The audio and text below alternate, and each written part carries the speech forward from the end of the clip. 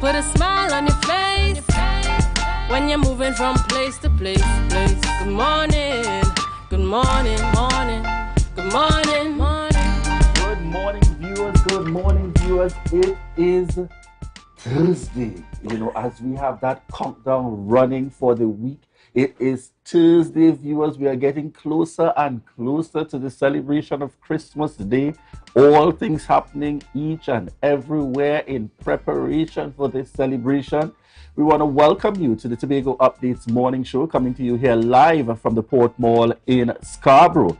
As we continue to give God thanks for life, I am Julian Skeet. And I am Maria Richardson George, and this is the day that the Lord has made, and we will rejoice and be glad in it. Good morning to Tobago, good morning Trinidad, those of you in the Caribbean, those of you viewing us on the live, and a Merry Christmas going out to all of you joining us this morning. Good morning to Julian. Good morning, Ria. Merry Christmas. It's Merry that Christmas kind of to lineup you in the season. Ria, I see you. You got to show them that festive. Is that a pen Oh, or yes. pencil this morning? Yes. I heard all the noise. Bells and all. Yes. With every check she signs, you will hear the noise going. I'm getting it. Speak it, Julian. Speak it. I receive it this morning. So we look forward to that. How has it been for you in preparation? What has the preparation time been like? Or are you one of those persons waiting till tomorrow and Saturday? This is a very different year for my family and I. There will be little or no Christmas celebrations. We're not there yet. This was a tough year. We're thankful for life. And it's about us being together. So that's the concentration. In terms of all the curtains, I'm not this year. Understood, so we're taking a break away from all of that this year. Understood. And most important, you'll ensure that there is time together as you support each other. That's right. In terms of that family spirit. And sometimes it's important for us to remember that essence, as I continue to mention, every step of the way, the reason for the season, make sure there is some opportunity, outside of all the excesses that we spend on, some opportunity to really connect as family. That's and really, right. That has no dollar value to it. No. That opportunity to just connect as family, in terms of treating with your ups and downs and really, hoping for the very best as we press on into 2023. Definitely. All right, viewers. So wait, before you get to the viewers, what have you been up to? Well, she got us started in November. So I must say that in all honesty, this time period is a lighter period. Okay. Y'all still find things to do, but I wonder who's the y'all. Laverne, certainly, y'all still find things to do. And Lavienne is now all up in that same kind of excitement. When your children get to that age when they are as excited to do work. Oh, yeah. And then a few years later, that changes totally. They start to question why they have to do all the work, right? Yes. But certainly, I must say, getting started early has been a different kind of concept.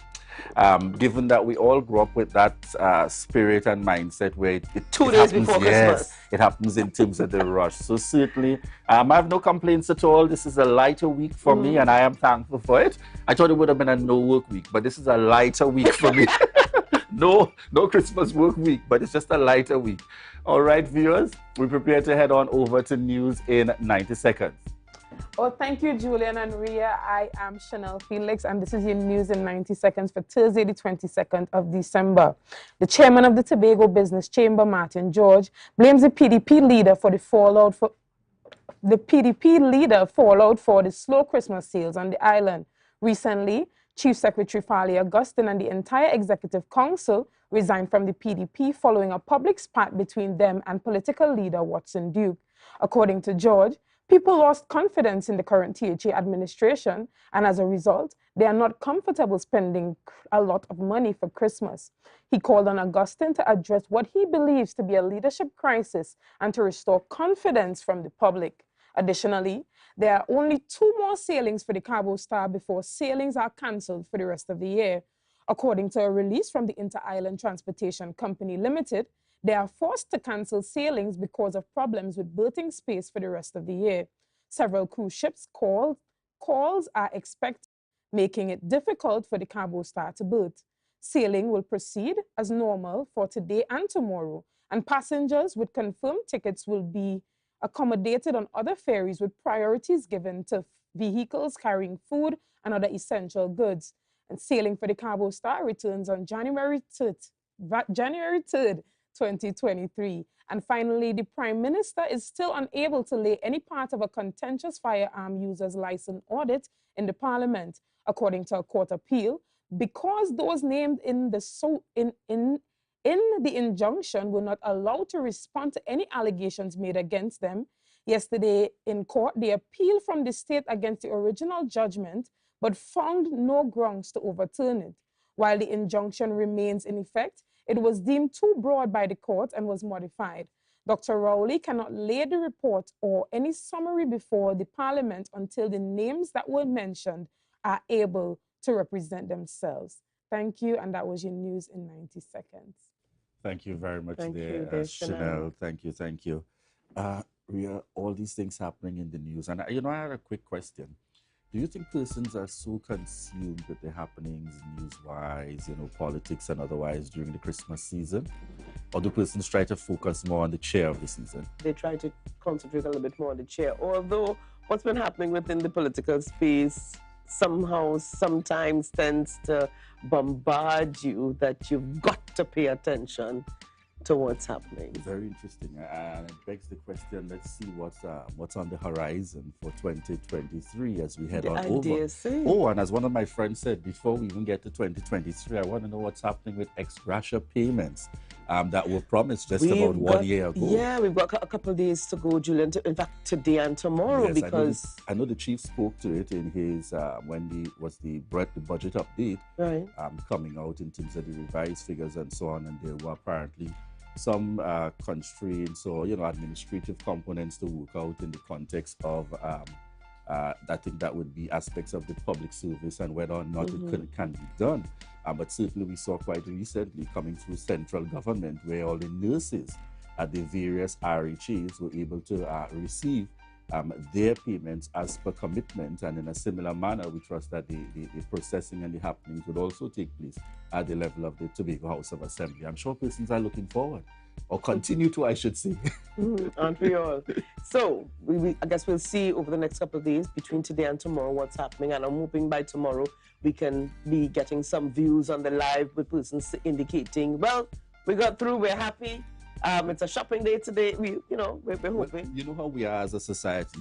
We complain if we don't get it, but when we get it, we're usually quiet. So if we don't see anything, it might be an indication that we have started receiving. That's the technicality. We are very much consumed to make you know when there are challenges and concerns, but when it is resolved, sometimes we don't always. Forgive us. We don't always come back with the thank you and the appreciation. All right, Ria, yeah, I'm probably also guilty as charged ever so often indeed. All right, viewers, we're heading on into our birthday lineup for this morning. And celebrating our birthday this morning, we've got Curden Hislop. Docs. Okay, fondly known as Docs. Okay, Curden Hislop. I love going out to you this morning, Curden Hislop, and happy birthday. Have a great one from all of us here at Tobago Updates. And we've also got Huey Can. Huey, love going out to you. Happy birthday from all of us here at Tobago Updates. Trust you have a great one. On screen with us this morning, we have Dr. Maxwell Adeyemi. And we are interesting. I got to know Dr. Maxwell through work in the Rotary family and, of course, being in the health sector. Yeah. Very, very committed and dedicated in terms of youth development. Came through my years in voluntary work, high school, young professional, going through, supported by Dr. Max. And now, he would have handed over to me, taking on that same role now where I work with my young persons through the Rotary family. So certainly birthday shout-outs to you, Dr. Maxwell Adeyemi. And from my family to you as well. Happy birthday, Dr. Maxwell, my brother, my friend. This is my goddaughter, Ariana Henry of Bougie Bites, celebrating her birthday. She celebrated yesterday. So, Ari, belated birthday greetings and lots of love going out to you from Uncle Oswald, myself, the cousins here, your mommy and daddy right here in Tobago. So trust that you have a really great one, and Ariana is certainly enjoying a white birthday and a white Christmas this year. All right, we have on screen Mrs. Shelley Johnson Edwards. And I want to wish you a happy birthday, Shelley. I only met Shelley within the last few months, in terms of our professional work and so on. And I must say, a humble, very genuine, kind-hearted individual. So this morning, you're taking the time out to say, Shelley, we hope that you take that time out, and I know the husband is going to have a lot in store for you. Do enjoy your birthday celebration, Shelley Johnson Edwards. And this is Doris Felix. Doris, I'm going to put in your Wolf here. Doris Wolf Felix, a very good friend of ours here at Tobago Update, celebrating her birthday. So Doris, love going out to you this morning from all of us here. Trust that you have a great one.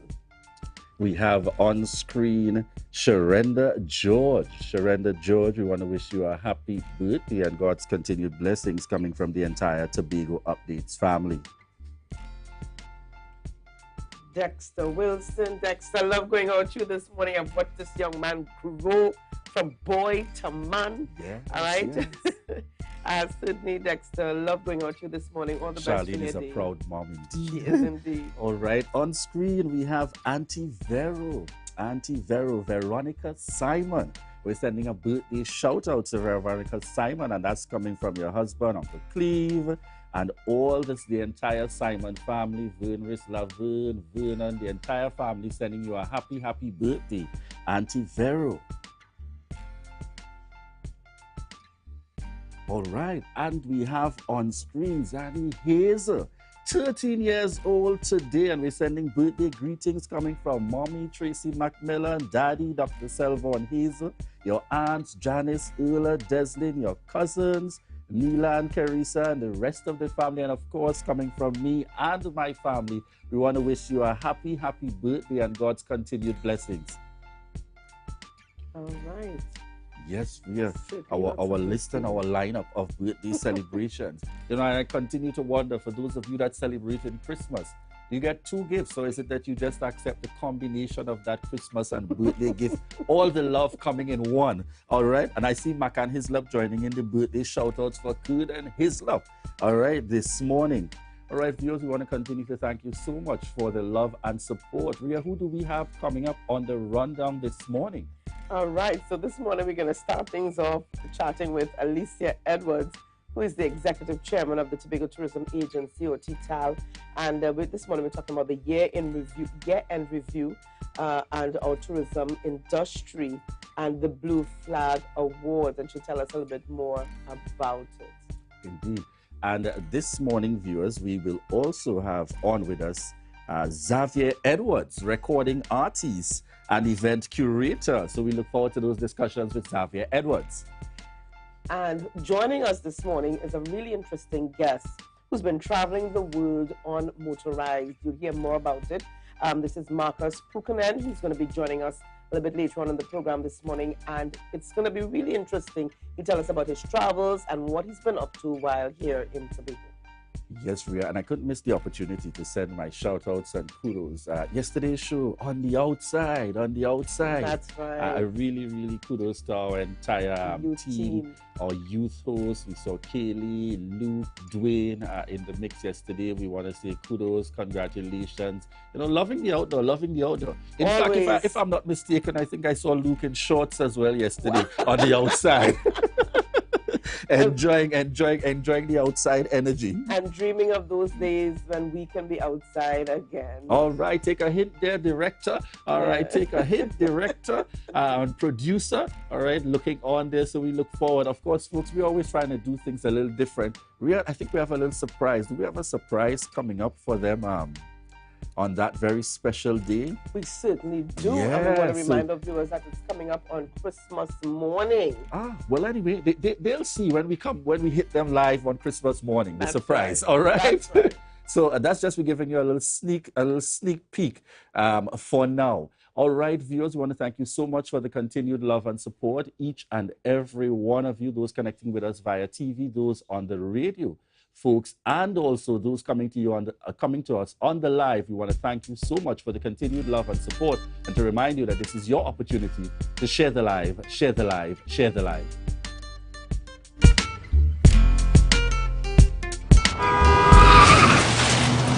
Everybody only worrying.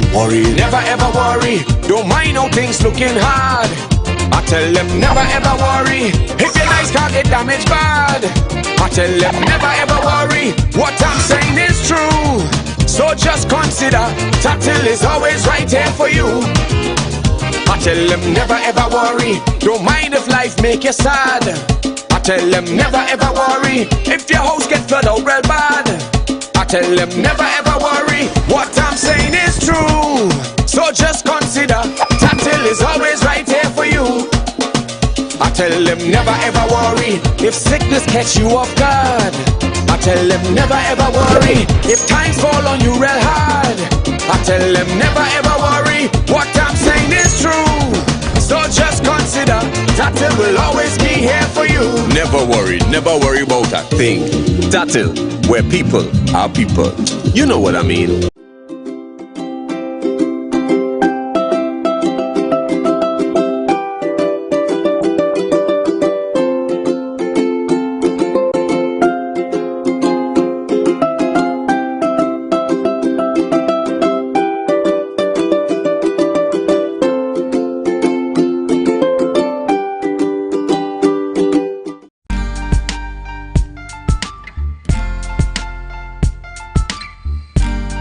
Put a smile on your face when you're moving from place to place. Good morning. Good morning. Good morning, viewers. It is 7:18 a.m. and we want to welcome you back to the Tobago Updates morning show, coming to you here live from the Port Mall in Scarborough. In this segment, viewers, we will be chatting, and we should have on the line with us Alicia Edwards, Executive Chairman of TTAL, the Tobago Tourism Agency Limited. Morning to you, Alicia. Yeah, good morning to you, Julian. Good morning to you, Ria. And good morning to all of the persons who are tuning to your program this morning. Good morning to you. For a moment there, when I said the executive chair for TTAL, I thought I would see you by the beachside out in the garden somewhere showcasing the island. How are you doing this morning? I'm doing well this morning. It's been a very hectic year. The agency is closed for Christmas because we're on a well-deserved break. But it's important for us to continue to represent. So here am I. Excellent. So as we get the conversation going this morning, we are speaking to our tourism sector, looking at that year in review. And, I like to ask, if you were to start off by giving, yourself a rating between 1 to 10, what do you think would be your estimate as we get started this morning looking at this first year in review? Well, if you're referring to the agency and the work that we do, I would give ourselves maybe a 6.5, because there's room for improvement, and it's always important for people to be humble and not think too highly of what they do, because when that happens, you lose sight of your goal and you tend to become too full of yourself and all of that. So there's always room for improvement. There are always things that could do better. So 6.5 is a humbling score for us. In terms of the general, but remember, we are only one aspect of the infrastructure. In terms of the stakeholder support and the support that we've gotten from our other players, I would say about a 7.5 to an 8 for that. So it's a kind of multi-layer thing, because the agency alone does not make tourism. The Tobago public, the stakeholders or international partners, all of them go together to do what we have to do. And what has happened in the last year is that it was like a reawakening of sorts. Some people came on board a lot earlier than others. It took a lot of other people a little while to come on board. And so because of that, the year has been really a year of making connections to each other, because we're a new board, new staff, new everything, and then deciding how we're going to work and getting that work started. All right. Now, Alicia, as you look forward to 2023, I know you're aiming for that 10-point mark. But if you had a do-over for 2022, looking at where we came from during the pandemic and what 2022 held, if you had a do-over, what area would you concentrate on, and what would you do over? That's a weird one. I don't think I want a do-over because all of the actions that we've taken in the last year have been actions that have been strategically agreed and thoughtfully decided. They were not actions that we decided to take because of. We looked at what was happening before, we referred to all the plans, we connected with the previous board, we met with industry players, we did our own internal checks, and everything that we did was a studied, deliberate action. So there isn't anything that we would do over. What we would want to continue for 2023 would be the levels of cooperation, the passion of the staff and the commitment of the board, and also the continued excitement of our international and our local partners. Because all of the work that we've done this year, the prevailing theme has been we are so happy to see to back. Tobago is such a, and the adjectives are beautiful that come after that. And so it's important for us to recognize our worth because it's hard sometimes to see how beautiful you are. And so going forward for us in 2023, my main thing is for us, why cannot we see how beautiful and special Tobago is? Everybody else is seeing it. And once we see that, we will start to sell and promote ourselves with a new level of passion and confidence, and that will translate to the growth that we're looking for. Okay. All right. I know one of the changes for you in 2023 came in terms of that search to identify a new CEO. What's the progress been with that in terms of that operational and management side of the agency? Right. So we are actually in the final stages of that process. We actually down to about a short list of 4 persons who we will interview in the new year. And once we do that interview, there will be recommendations made by the board to the executive council because you know how that goes. Yes. And once everything goes well, we hope to have somebody new in the chair, I would say by the end of February. All right. Now, what are some of the plans that you're looking forward to for 2023? And we understand here that you are just one aspect, one part of the whole under tourism. But what are you looking forward to? And, you know, what can we look forward to with regards to 2023? So the work has continued for us since it has started. So even you may just be seeing snippets of it through the activations and the other things that we're doing. We have already put in place quite a few activities for 2023 on the international side. We have a digital campaign that's rolling out in the US and Canada, or work in the UK with BA, and our partners continue there to drum up interest and to continue supporting the winter season. We have ongoing work going on in Germany at this time to show up the Condor flight and to build interest through the rest of the year. We're also doing work on the domestic front. We have a wedding show in Canada coming up in January. So a whole host of things are in train for us. And these things have to be put in place ahead of time so that they can smoothly roll out into the season. Some campaigns start, we have a new campaign starting, I think, on the 20th. Started on Monday. That's a Canadian campaign. So the work continues, negotiations and discussions are continuing, and everything flows, even though we're not really taking a Christmas break because the work continues consistently.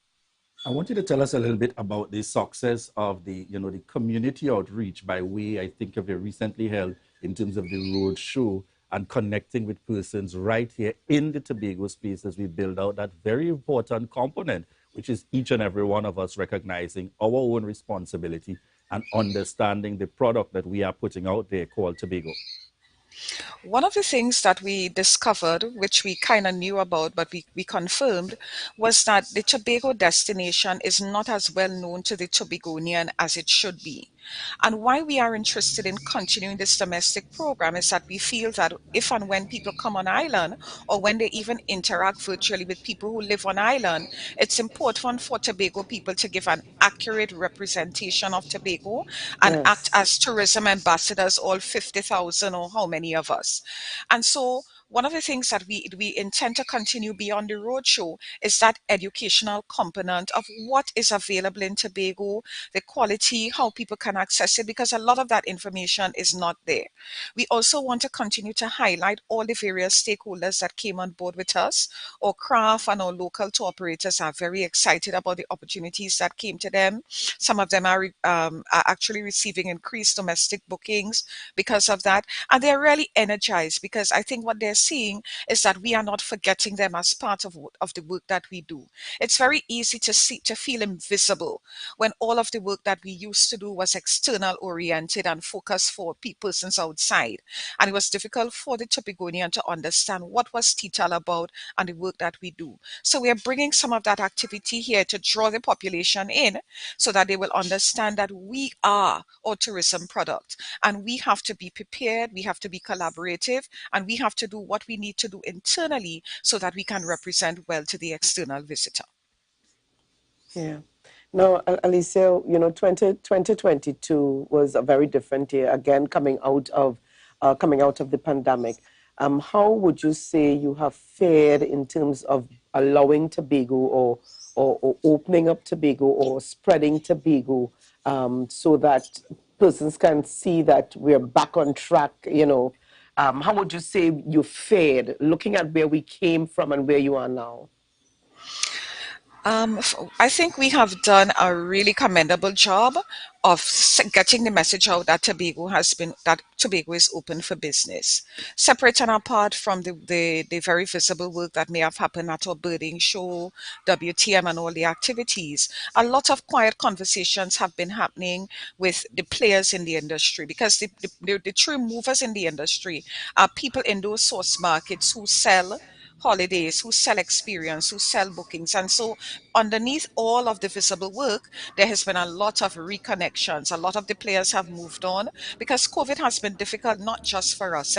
A lot of tour operators closed, they consolidated, they went out of business, they morphed. New opportunities have come, people have pivoted. And so we have been making those connections, figuring out where we need to do. And those things have been bearing fruit. I just want to give you a quick example. One of the most important connections we made for the dive niche was getting back with Caradonna dive operations. That's one of the biggest dive sellers in the world. And we met with them at DEMA face to face. But since that meeting at DEMA, we are in constant communication with them. We've talked a couple times since then. We have a status meeting in January, and we continue to cooperate quietly to build out the kind of infrastructure that our stakeholders need to actually prosper and progress in 2023. I want to ask you, Alicia, as I listen in here, and I'm taking my very own experience, being out there and so on. What are the components? And I'm wondering if TTAL is an initiative, among others, that can be looked at.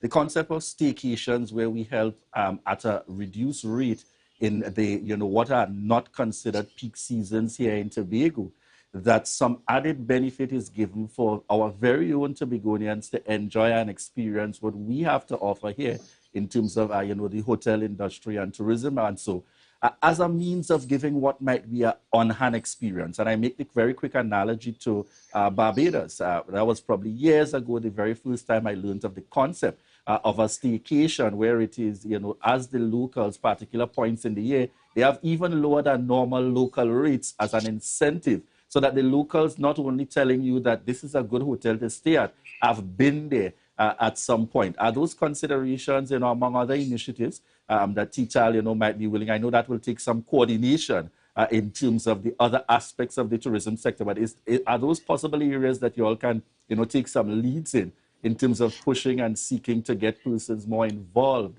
in the overall tourism product? I'm glad you brought that up, Julian, because one of the sneaky motives behind the domestic campaign is to increase local demand for all tourism services, including accommodation.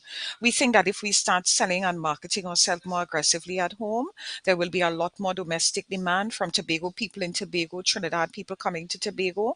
And what that will do, it will help to smooth the demand, because right now we have that high and low season. And so tourism businesses are always looking for staff because they don't have enough in the high season, and then in the low season they can't maintain the level of operations that they have. So we're hoping to use the domestic demand to smoothen that. In addition, we're actually in discussions with an entity called Low Season Traveler, and they specialize in bringing to various markets persons who would want to travel in the off season when prices are lower, when it might not be winter outside. We are in discussion with them, and we're hoping that next year we could start to see come to an arrangement and actually continue to bring tourism business to the island outside of what is typically the high season. Excellent. All right. Well, Alicia, we really want to thank you. We really want to thank you this morning. But what would be your message, your Christmas message this morning to our viewers out there this morning and all of those persons who have been rallying and supporting TTAL? I want to say thank you to the Tobago population for giving the new board an opportunity to do, right? To do and to support the work that we have done. It has been gratifying to see how we have been able to interact and to work cooperatively with all our various stakeholder groups. I hope that we will continue in 2023 to operate in servant leadership mode, because the work that we do is service. And so we have to take an approach of working with the stakeholders, looking at what their perspectives are, because at the end of the day, the results that we get will have to be results that would benefit them. The agency is really support. The agency is really infrastructure and architecture for the success of the industry. And so it's important for us to stay on the ground, to stay connected to all our players and to work for their best interests. So in 2023, we would want to continue to represent fairly the interests of all the stakeholders that we represent, to promote the destination consistently and proudly, and to also continue to do what we have to do with regard to fiscal and good governance practices. Okay. Right. Thank Thank you you. so much, Alicia Edwards, there, connecting with us, as you said, on this somewhat off time, because, officially it might be an off time, but as she said, they're still at work, quite naturally. Alicia Edwards, Executive Chairman of the Tobago Tourism Agency Limited, giving us a perspective there, the year in review, and also giving us some hints and some insights into 2023.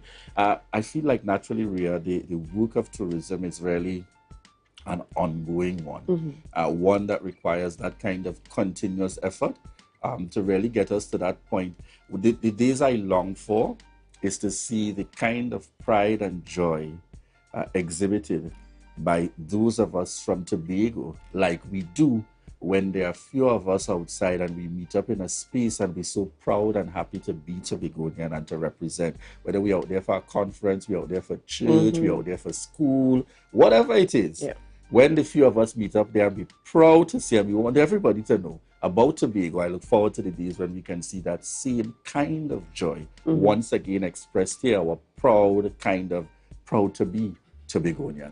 She said something really interesting there earlier on. She spoke about tourism, and she spoke about them having a well-deserved break, and she spoke as well about the education on tourism continuing, and I think it's important that every Tobagonian, from the oldest or the eldest to the youngest, know what our product is. We see tourist ships coming in, almost every week, Julian, and persons are asking, where can I find XYZ?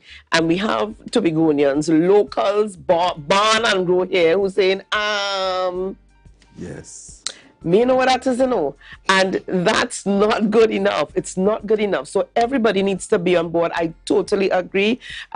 Tourism's education should start from the preschool. So the smallest child going to the shop who is approached could say, you take a left or give direct, say, well, so where can I visit? Where is a nice place to have lunch? My aunt is here from Trinidad. She's here with some friends. And she messaged me a few days ago and she asked, where close to Canaan can I have a nice meal? And I'm thinking, okay, so I asked a couple of friends and they gave me different places.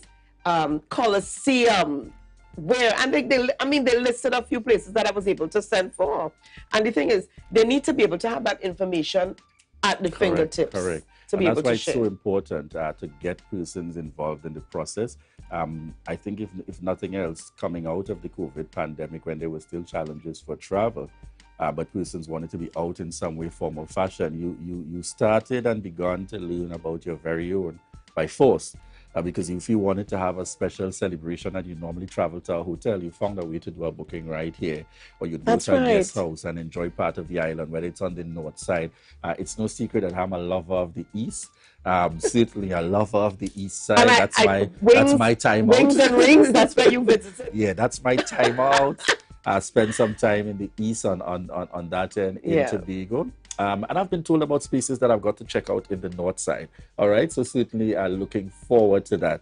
All right, we got on the live with us this morning, Elizabeth, Jennifer, I see Janelle, Alicia, Lyndon, Andra. Hey, my very good friend, Andra Jofield out there this morning. Daniel Vincent, Pearl Marie Beard in the mix this morning. Dawn Dempster. Dawn Dempster in the mix with us this morning, my very good friend as well, and also Katie Robinson. All right, we want to thank each and every one of you continuing to connect with us. Hey, I see Luke James Trim, our very own youth host, in the mix with us this morning. QK Melville, Lisa James. Folks, we want to thank you so much for the continued love and support. And very quickly here, in fact, let's go over to our guest. I guess we can share that information later on. Coming up. Who do we have on screen here this morning? That's right. That's Marcus Pukanen, who's going to be chatting with us about his traveling the world unmotorized experience. He's right here in Tobago. He'll tell us about his journey around the world and what he's experienced here with us in Tobago. I suspect he used the staircase to come upstairs. But, we'll hear more about it. We'll hear more about it. We'll hear more about it indeed this morning. All right. Just before we go, Julian, very quickly here, we've got Christmas backyard baking taking place on Thursday, December 22nd. That's today. All right, today. The thing start. So here's what you can get, viewers. You can get garlic bread, whole wheat bread, pumpkin bread, sweet bread, garlic parmesan nuts, coconut drops, and coconut tarts. You can place your orders at 798-5935 or 492-2866 or 745-4468. Those numbers sound so familiar to me, but I'm going to leave it there. Mama Nana, I'm here to take a taste anytime. I'm here to assist you. That's all right, Mama Nana. So I love simply that make your connection and get those items. Don't worry, folks. I'll do the tasting for you. I can assure you, I started last year. It tastes good. He's good things. Ensure that you're able to enjoy. All right, folks, we want to thank you, each and every one of you, those connecting with us via TV. Those of you listening in on the radio, it's the Christmas season. And those of you joining us online, yes, you have about 30 seconds to get that cup of coffee, get that drink, pull in the park. Make sure your device connects to the Wi-Fi as they take it off the data heading in. All right, this is the Tobago Updates morning show, and this is your opportunity to share the live.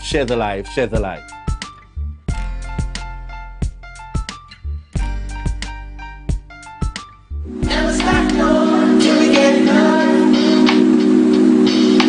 Yeah.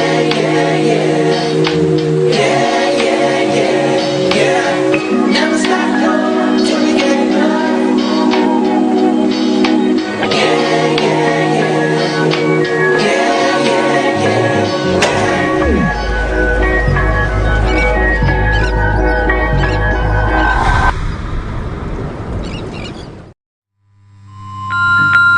Welcome. It's Christmas time at Le Marge Parfait Day Spa. And we invite you to indulge in a range of gift vouchers, gift packages, body pampering services, and more. We can even host your next spa party. With 2 branches conveniently located in Trinidad and Tobago, we look forward to making your experience beautifully unforgettable. Call us today or visit our website, elparfait.com. Feliz Navidad. Bienvenido a Le Marge Parfait Day Spa. Spread Christmas joy and cheer with a loan from Lambo Credit Union this year. Get 100% financing for shopping, home renovations, furniture and appliances. debt consolidation, and much more. Did we mention no payments until the end of January 2023? Get the most flexible repayment periods and the best interest rates around. Call 639-5060 to book your appointment today, or visit us on Facebook or Instagram. Wishing you a happy holiday from Lambo Credit Union. And remember, we are always here for you. Was a while before Christmas, and all through the land, people was putting away house with very little money in hand. They was painting and cleaning and doing their chores, but I went to hunt for deals at American stores. Deals on living and dining room sets, on fridges and stoves, beds and cabinets, on washers and dryers, small appliances cheap, even TVs and stereos, prices just can't be beat. So let's Christmas together at American stores. After all, what they tell me, anything could be yours.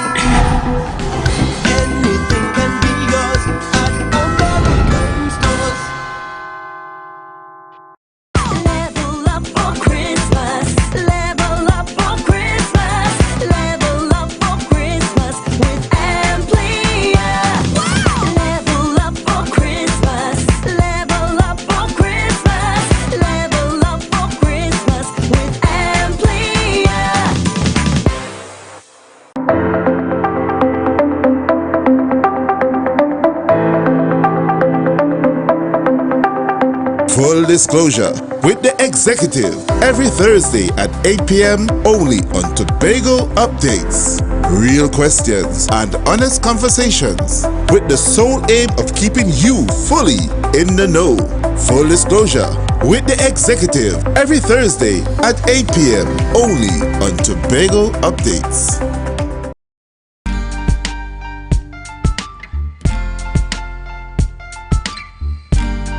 Put a smile on your face when you're moving from place to place. Good morning, good morning, morning. July 13th, good morning, 2000. morning. Day one of 1,800 some odd days circumnavigating the planet without a motor. And I'm taking the first step around the planet.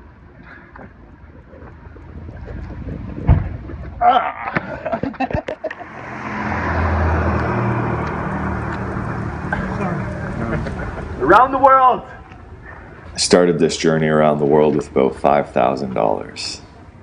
I had attempted to find a budget, went to school and studied documentary film production, gained experience on several large expeditions.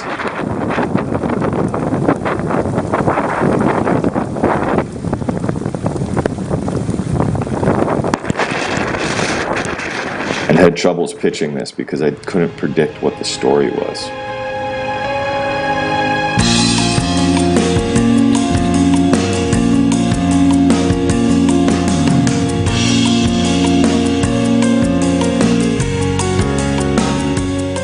So I saw my dream slipping away and I decided to take a risk. After 7 years of it occupying my thoughts, I gave myself 5 months to get it together and take the first step. I knew it would be tough to do it without big financial support, but I was comfortable accepting that, knowing that I would finally be living my dream, fulfilling my purpose, and following my heart around the planet. Thankfully, when I shared my vision with my community, I found more than enough support. Before I started, I of course needed to get my body in peak physical shape.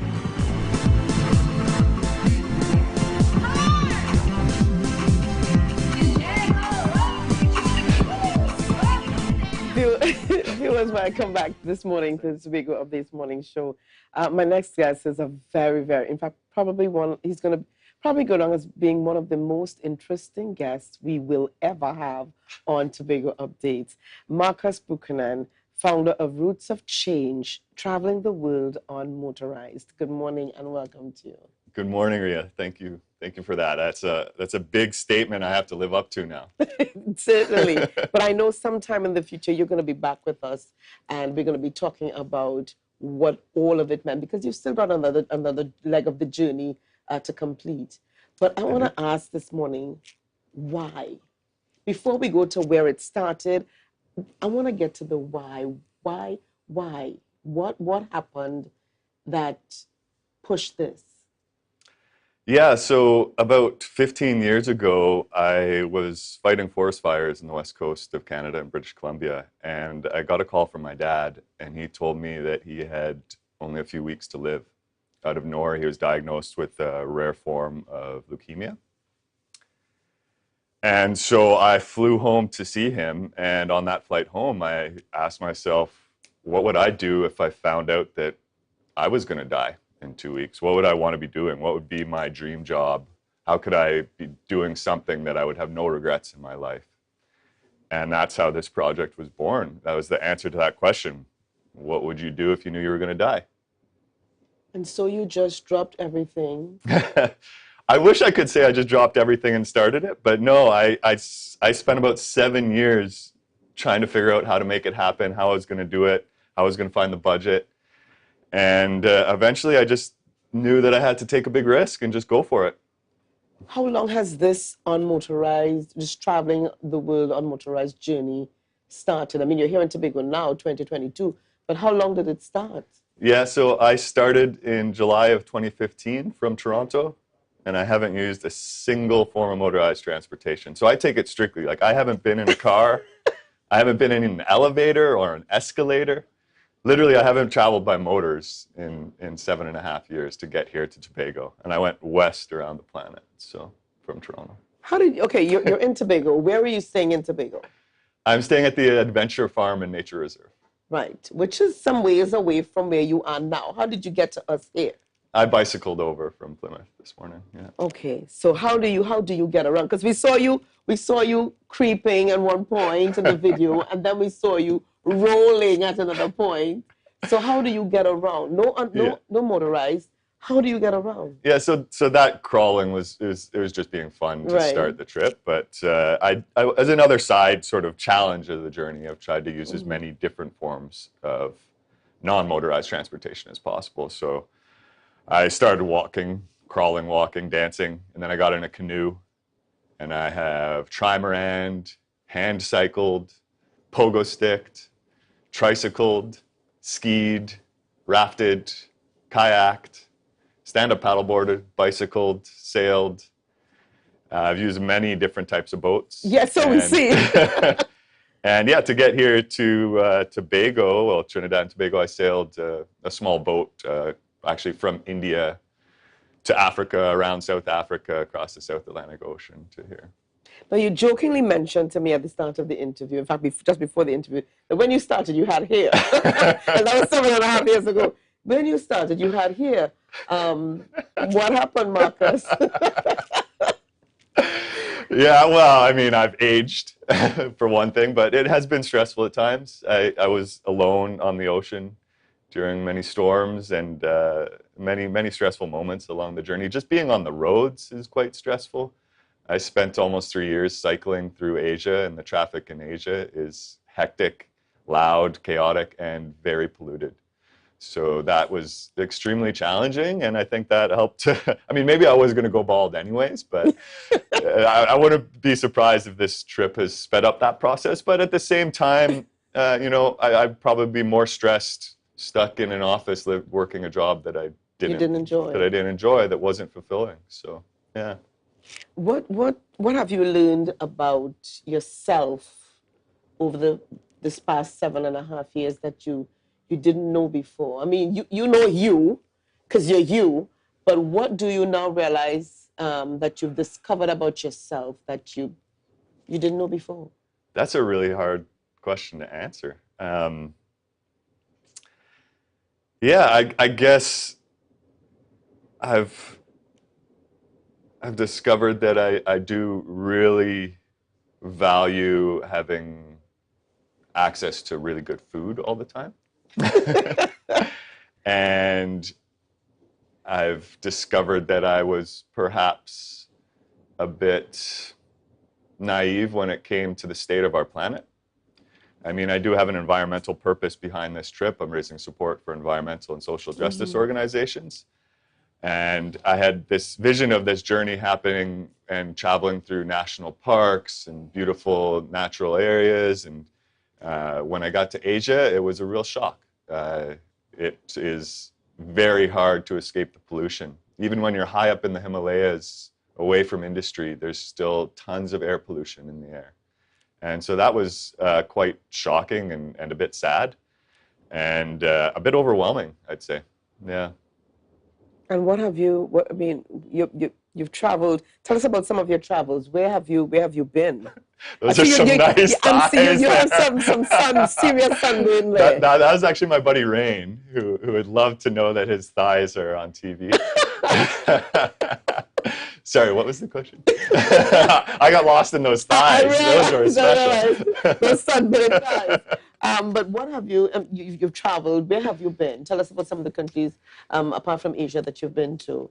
Yeah, so I started in Canada, it took me 8 months to get across Canada, and then I went down into the States, sailed across the Pacific Ocean to Hawaii, then to Marshall Islands, Micronesia, Palau, Philippines, Hong Kong, China, Vietnam, Laos, Cambodia, Thailand, Malaysia, Singapore, Indonesia, Myanmar or Burma, India, Nepal, and then Seychelles, Tanzania, Mozambique, South Africa, St. Helena, Brazil, to here in Trinidad and Tobago. So I think it's about 20, 25 countries or so.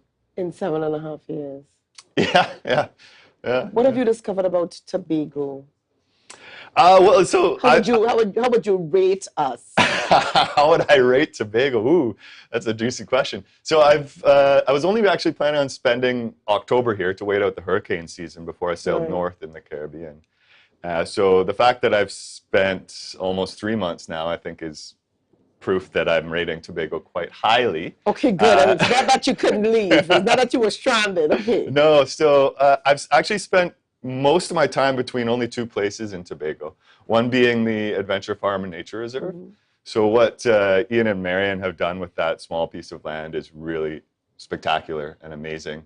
And I think they are, that has become a big tourist attraction on the island because of the way that they've conserved the land, preserved the land for the birds and other species. So people go there specifically just to see the hummingbirds. And it's a wonderful place. And they've welcomed me there. I've been helping them out, dig some dirt, and it's been great. Beautiful place to get off the boat because my boat is small and moldy and quite uncomfortable. And it has been sitting at Mount Irvine, which is where I've spent most of my other time, which, a lot of time in Mount Irvine and Rocky Point. And Rocky Point is a beautiful place, and it's quite sad and unfortunate that I hear there is a big development plan going in there, and they're talking about putting in a massive hotel on one of the most valuable ecologically, culturally, historically pieces of land on Tobago. So if you could give some advice on that, what would you say? I would say don't develop it. It is such a valuable piece of land and environment, and to ruin it with a massive development, I think, would be irresponsible to future generations of Tobagonians. I think that piece of land has way more value than any hotel that you could put on it. I think there's way more responsible pieces of land on Tobago to develop, and it would be sad to see that this has a nearshore reef, which is very special. It's also doesn't make sense to put a hotel with a beach there because it gets a lot of waves, and that's one of the things that makes it so valuable is the amount of waves that go in there. People come from all over the world to surf that wave, and it's not a good beach for swimming for people at that hotel. So in order to make it a swimmable beach, you might have to put in a pier, and then that would ruin the wave and it would ruin the reef even further. So it'd be nice to see that development end. I know. I save Rocky Point. I'll leave it there, definitely, but I'm glad that you had an opportunity to say that this morning. Now, Marcus, you are still here. When do you plan on leaving? And when you do leave, where are you going off to next? I don't know if I'm ever going to leave. I might just stop the trip here, stay on Tobago. No, so I'm planning on leaving at the end, after Christmas. Right. It's been hard to leave when there has been good waves, because I do surf and I love to surf. And we've got good waves. Which also is a good reason not to leave, because the bigger waves out there, it's more uncomfortable sailing. So when the wind sort of turns to the east a bit more consistently, which it is now, but there's still good waves, so I'm staying. I will sail north. The truth is coming out. Go ahead.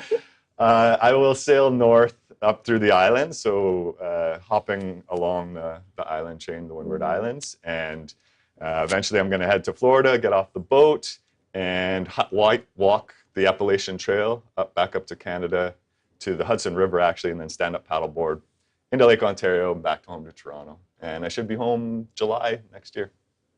I love how it says it. I should be home July next year. If all goes well. No biggie, no big deal. All right, now what would you say was your worst trip, the worst aspect of your trip?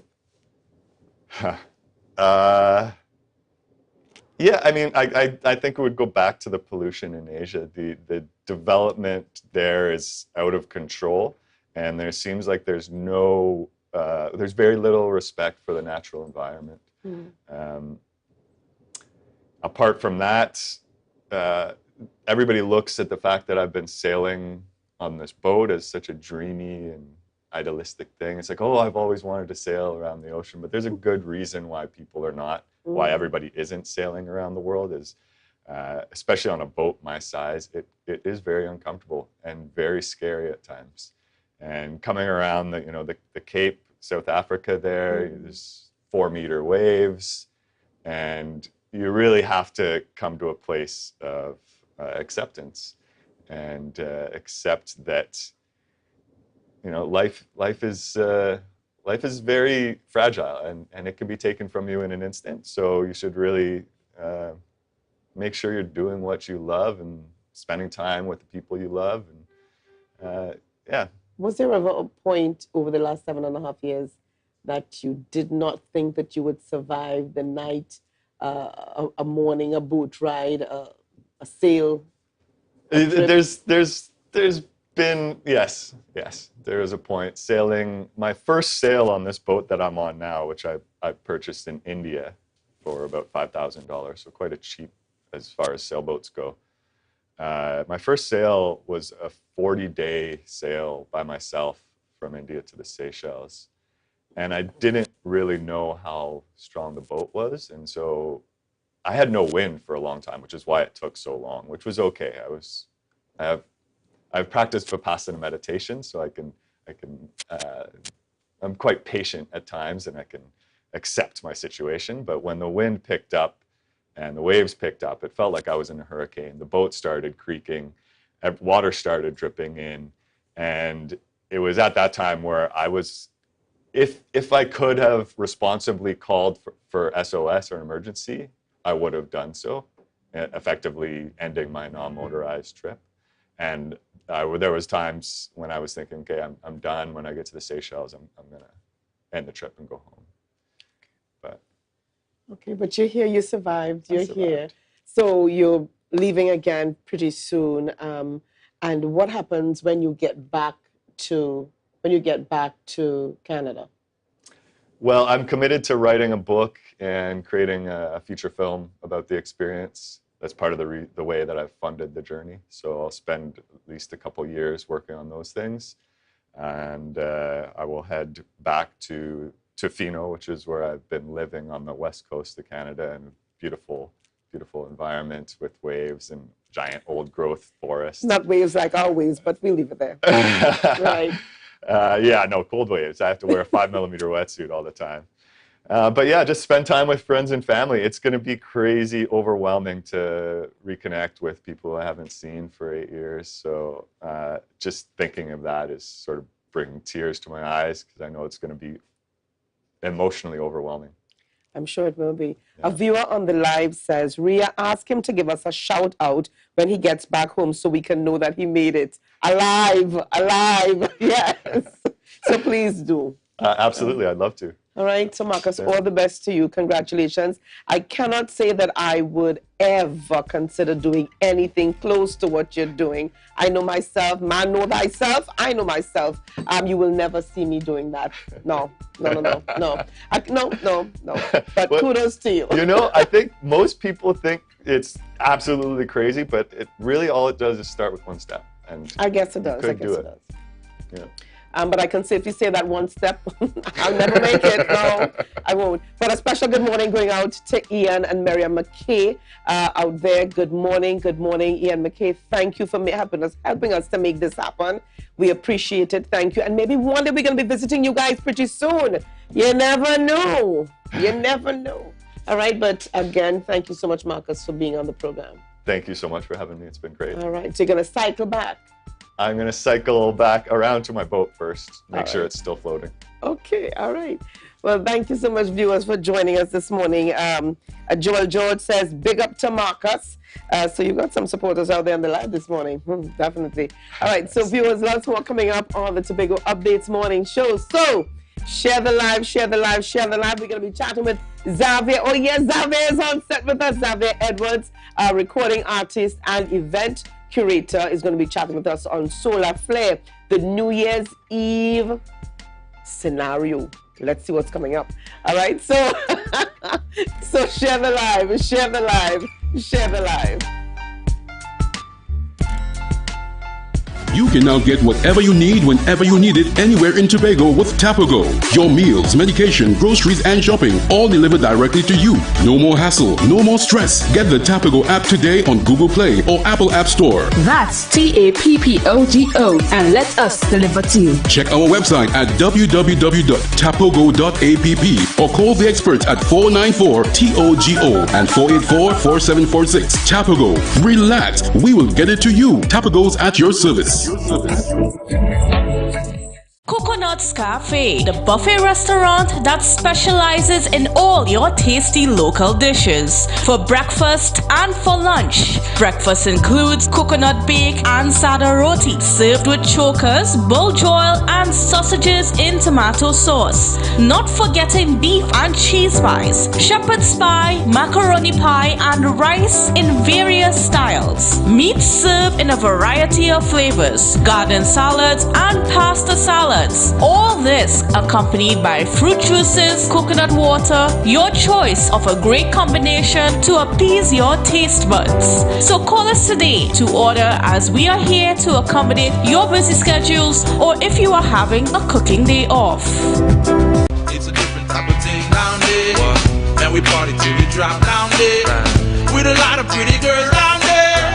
Down in Tobago. Mamai Lakai Home Services. We specialize in cleaning of carpets and rugs, mattresses, living room and dining room sets, vehicle detailing, cleaning and sanitizing of homes and commercial spaces. We also do landscaping and tree cutting, pressure and power washing, floor care, fumigating and air purifying. You can also call us for professional painting services, babysitting and adult sitting. Call us now 333-4430 at Mamai Lakai Home Services. We take cleaning to another level. The best place to stay in Tobago is at Thorn's Place, with rates starting as low as 200 TT. Call or WhatsApp 745-7306 or 682-8676. We are located uptown Scarborough, 5 minutes away from the port. Remember, at Thorn's Place, our aim is to make your stay safe and affordable.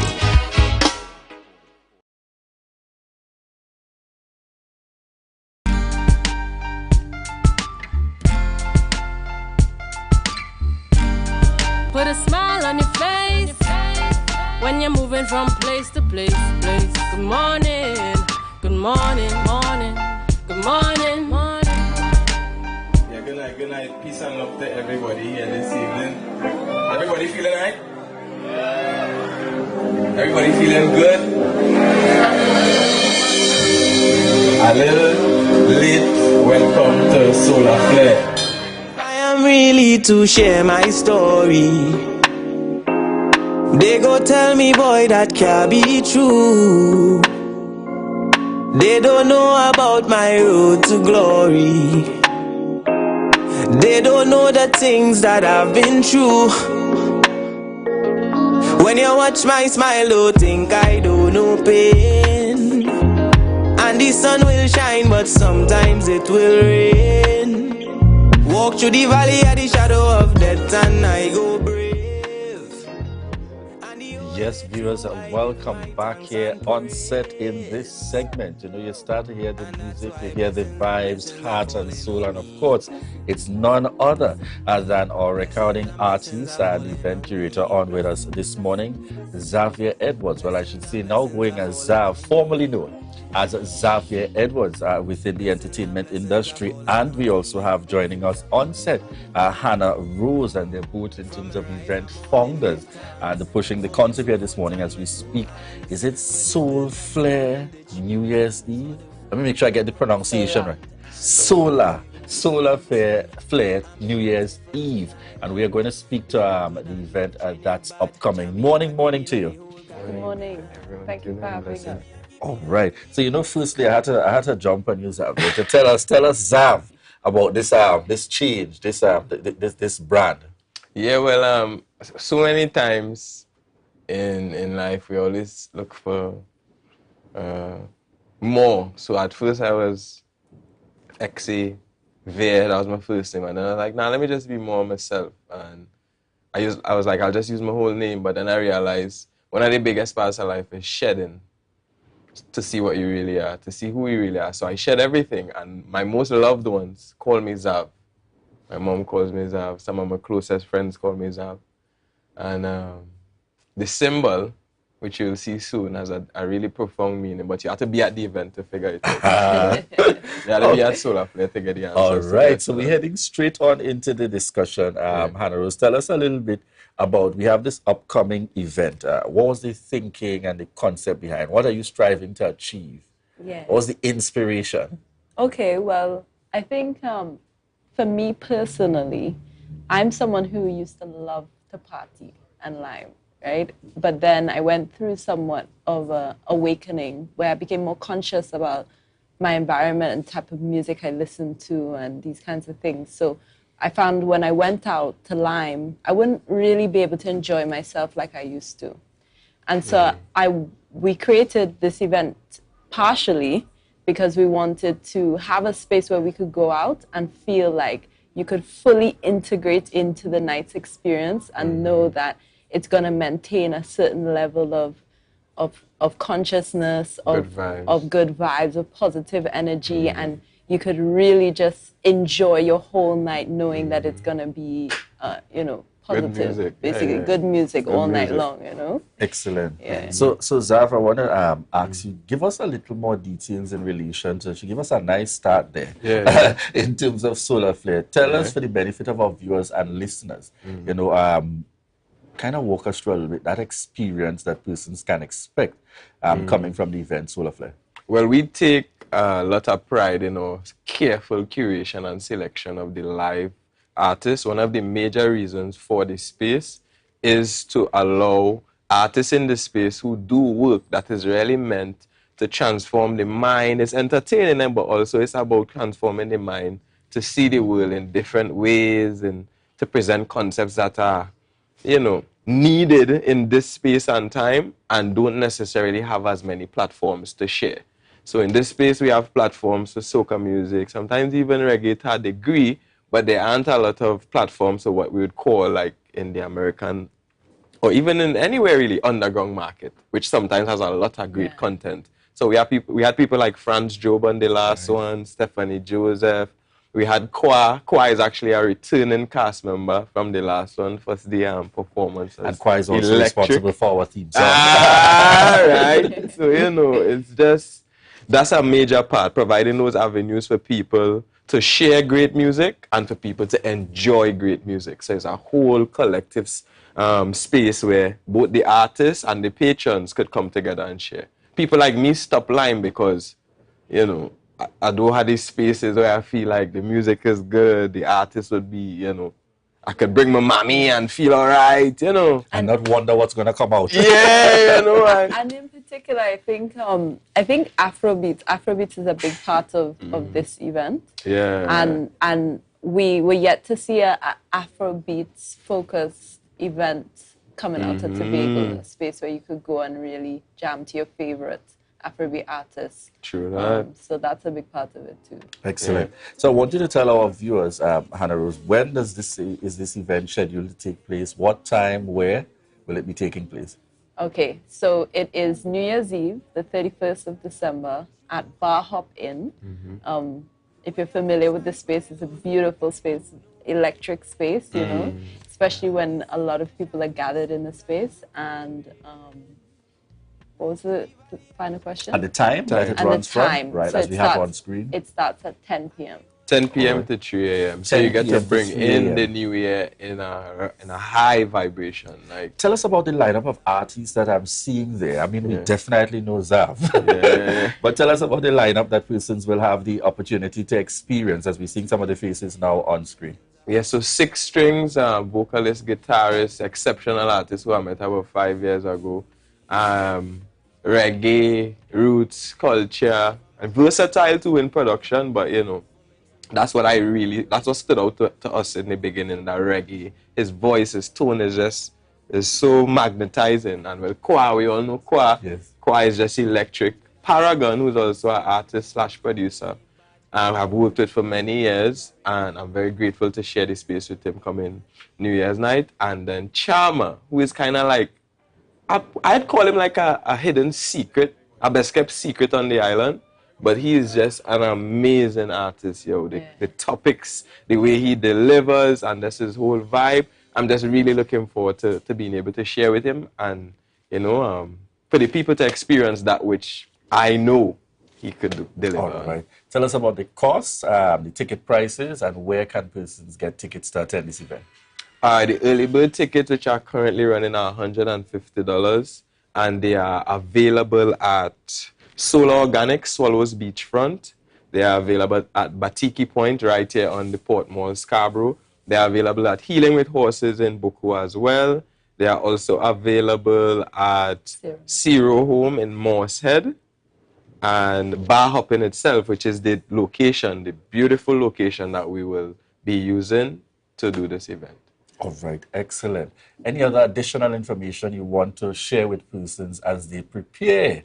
As we prepare for this event, it's going to be on the 31st of December. So it's kind of taking you out of the old year into the new year. Anything you want to share in closing, contact information? Yeah, for sure. Definitely, I want to give thanks to our sponsors, Solar Organics, Enlightening Entertainment, Music TT, and Blue Heron. We want to give thanks to our sponsors. Also, I'd like to just give a quick note. So we consider Christmas and New Year's, but also Kwanzaa is a significant part of the African American community. And the 31st of December also happens to be the day that represents creativity. Kwanzaa has 7 principles: unity, self-determination, collective work, cooperative economics, purpose, creativity, and faith. So that day actually celebrates creativity, and that is not something we consider, but just to show all things work for good when goodness is the purpose. And our contact numbers are 312-7878. You could contact Hannah Rose at that number. My contact number is 487-9722. And you could also reach out to any of the ticket locations or Solar Flare, SOULAFLARE.TT on social media. All right, thank you very much there. Zav and Hannah Rose, we look forward to the upcoming event. And it says that, you know, some of our viewers on the live, big up to the kings and queens, same time. And some says Zav is the embodiment of star potential, higher frequency entertainment. All right, so remember to head on out where you can definitely hear him amongst others on the 31st of December. All right, viewers, at this point, we'll be right back. We just want to remind you to share the live, share the live, share the live. And the sun will shine, but sometimes it will rain. Walk through the valley of the shadow of death, and I go brave. And the whole way through, I give my thanks and praise. And that's why blessings and blessings are falling on me.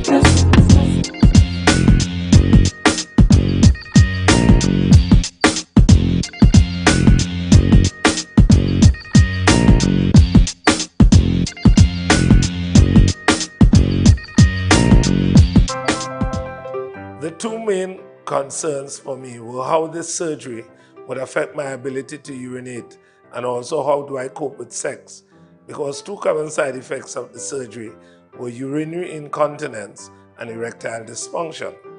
I recall talking with my mother and telling her about these areas of concern.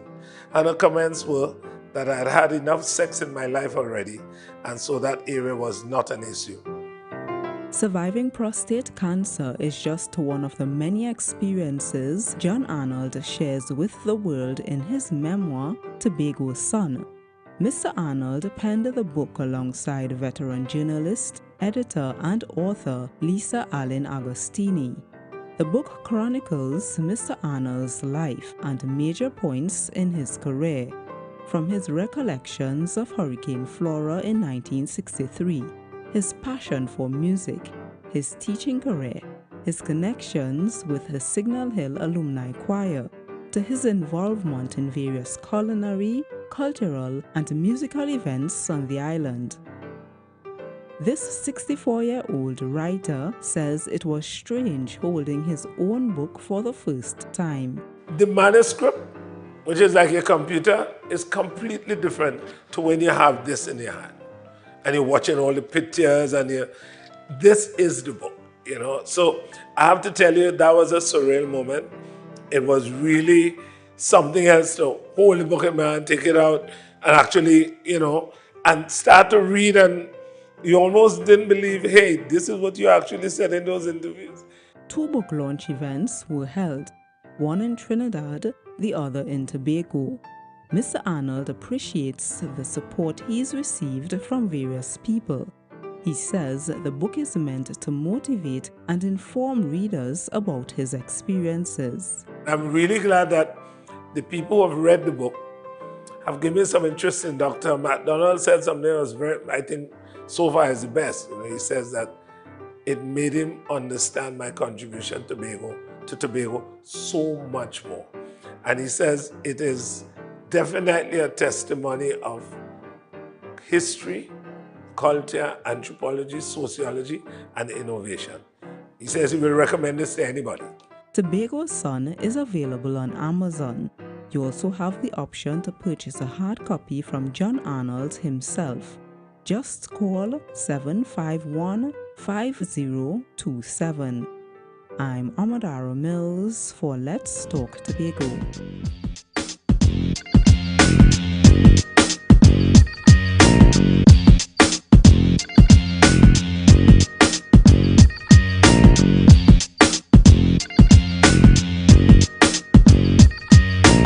That was a production of the Department of Information.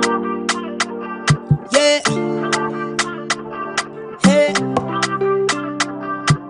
Tobago updates. Good morning, Tobago. Wake up with Candace and Denicia. Let's go, go. It's a brand new morning. Rise up to a brand new dawning. As the passion start to rise, the energy fill the skies. I say thanks for favor to wake up and hear me neighbor. 60,000 people strong, and the vibes is never wrong. We are beauty, we are power. We are people in the sun. We are beaches, we are rivers. We are melanated ones. Good morning, good morning. Good morning, good morning, good morning, Tobago, and welcome to Good Morning Tobago and Tobago Updates.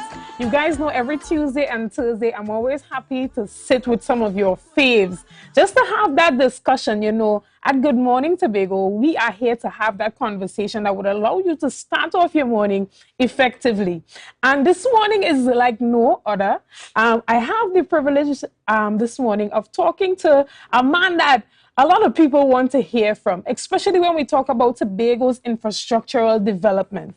This morning, I have the privilege of sitting with Assemblyman Trevor James, who is also the Secretary for the Division of Infrastructure's Quarry and Urban Development. Good morning, Mr. James. Good morning, Chanel. It's a pleasure to be on Tobago Updates. Yeah, and I love this outfit. Let's just start off with that. I really love this green. I don't know, we definitely got the memo, right? Probably, green on green, right? Any particular signs being sent this morning with this maybe, African fit? Maybe you ease me up.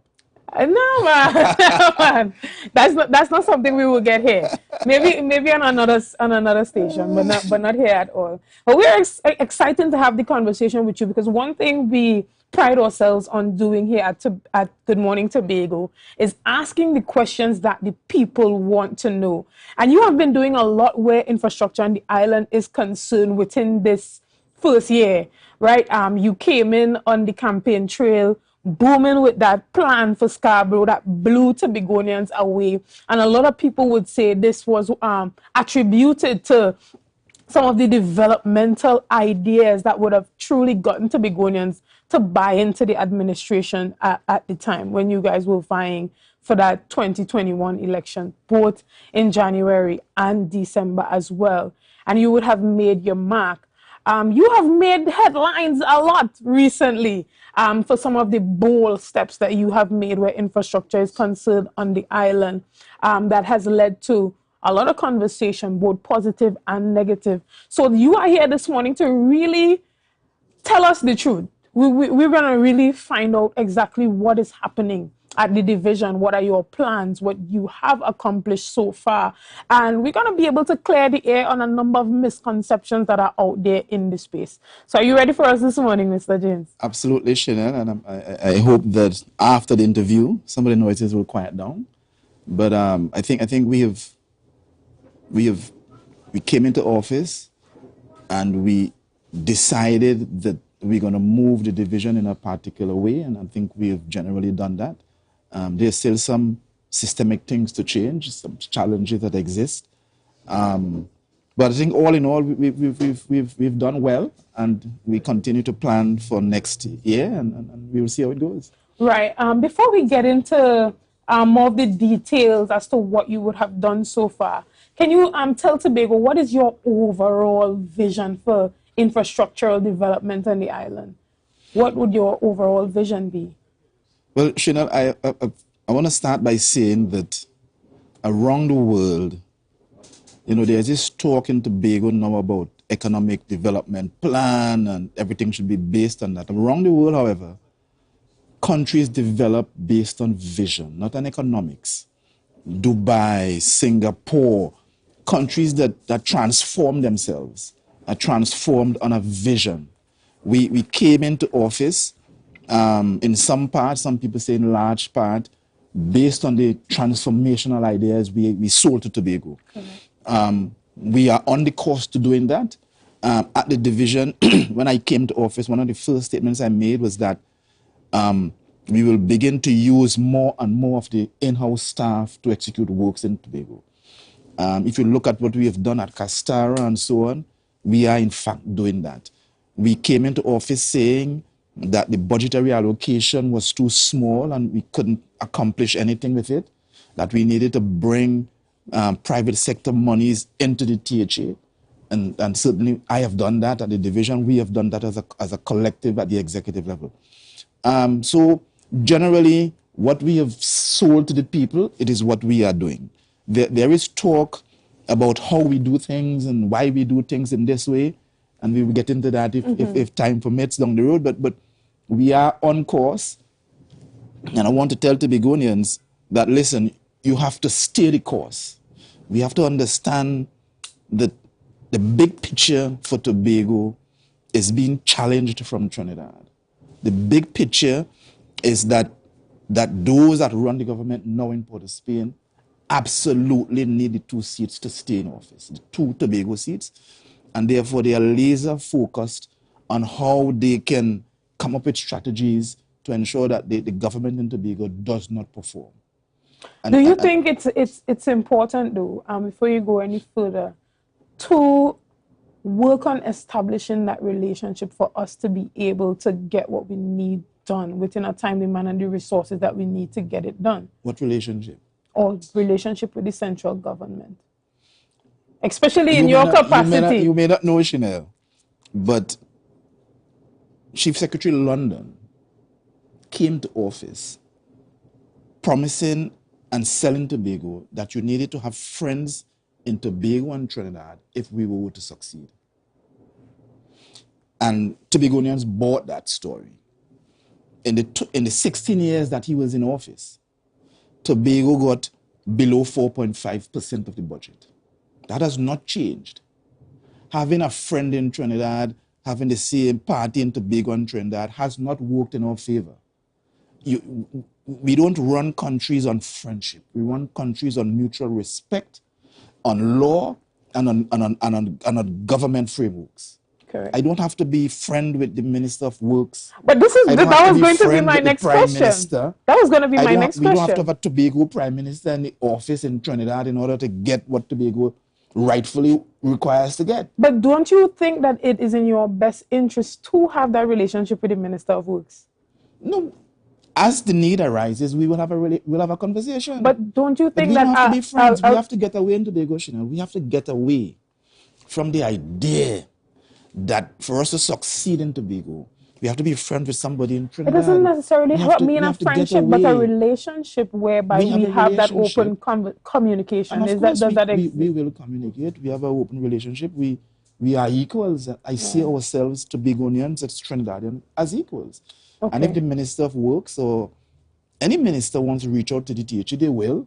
And if any secretary or the chief secretary reaches out to a government minister, I'm sure the government minister will accede to the request and have a conversation. Yeah, and the reason for that is to find out whether or not some of the development plans that you have for your division aligns with the 2030 development goals for Trinidad and Tobago. And how important is it for you to ensure that your plans align with the overall strategy for economic development for Trinidad and Tobago? Chanel, for me, I don't think in those terms. We had Vision 2020. What did it do for Tobago? Absolutely nothing. We know we have Vision 2030. What are the plans for Tobago? Zero.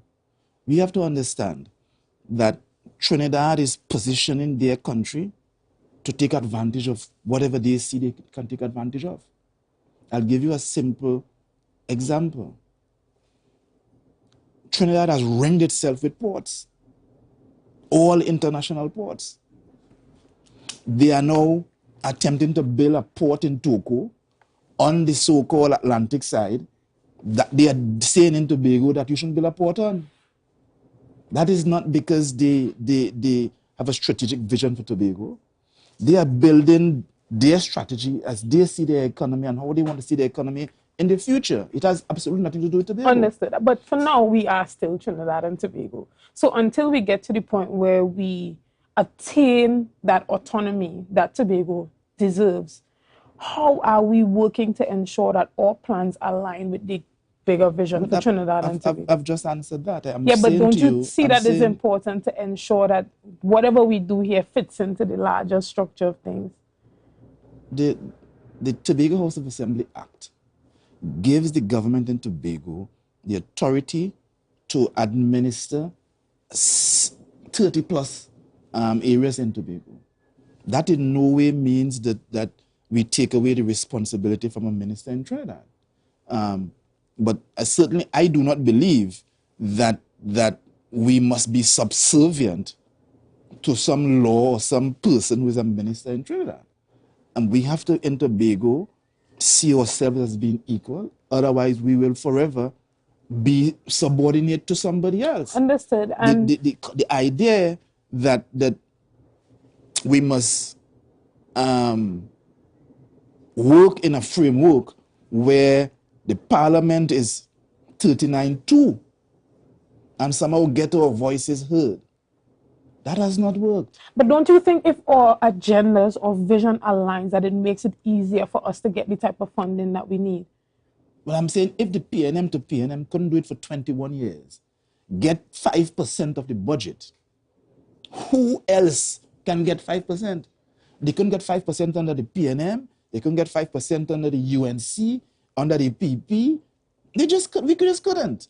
And so the biggest problem we face, apart from these laws that constrain us, is budgetary allocation. Correct. And so if the great Chief Sec Orville London, who others hold up so high, if we've had Prime Minister Rowley in office from 2015 to now, and they could not get 5%, then what alignment are we speaking about? We are being constrained by budget and laws, and in Tobago we must break away from that, because I'll tell you something. When the first THA Act was came into force, there was not even a secretary in it. Mr. Robinson had to appoint secretaries contrary to the law and pay them their meager salaries and get those guys to run the various divisions because they saw Tobago as one ministry run by one chairman. And so we have always had to challenge these laws in order to get to the place that we wish to get to. And we will have to continue to do it.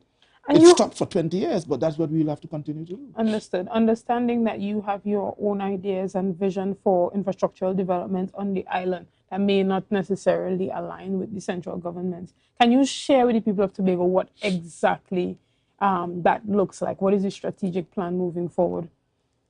We sat in before the January election 2021. So we sat late 2020 after the parliamentary elections.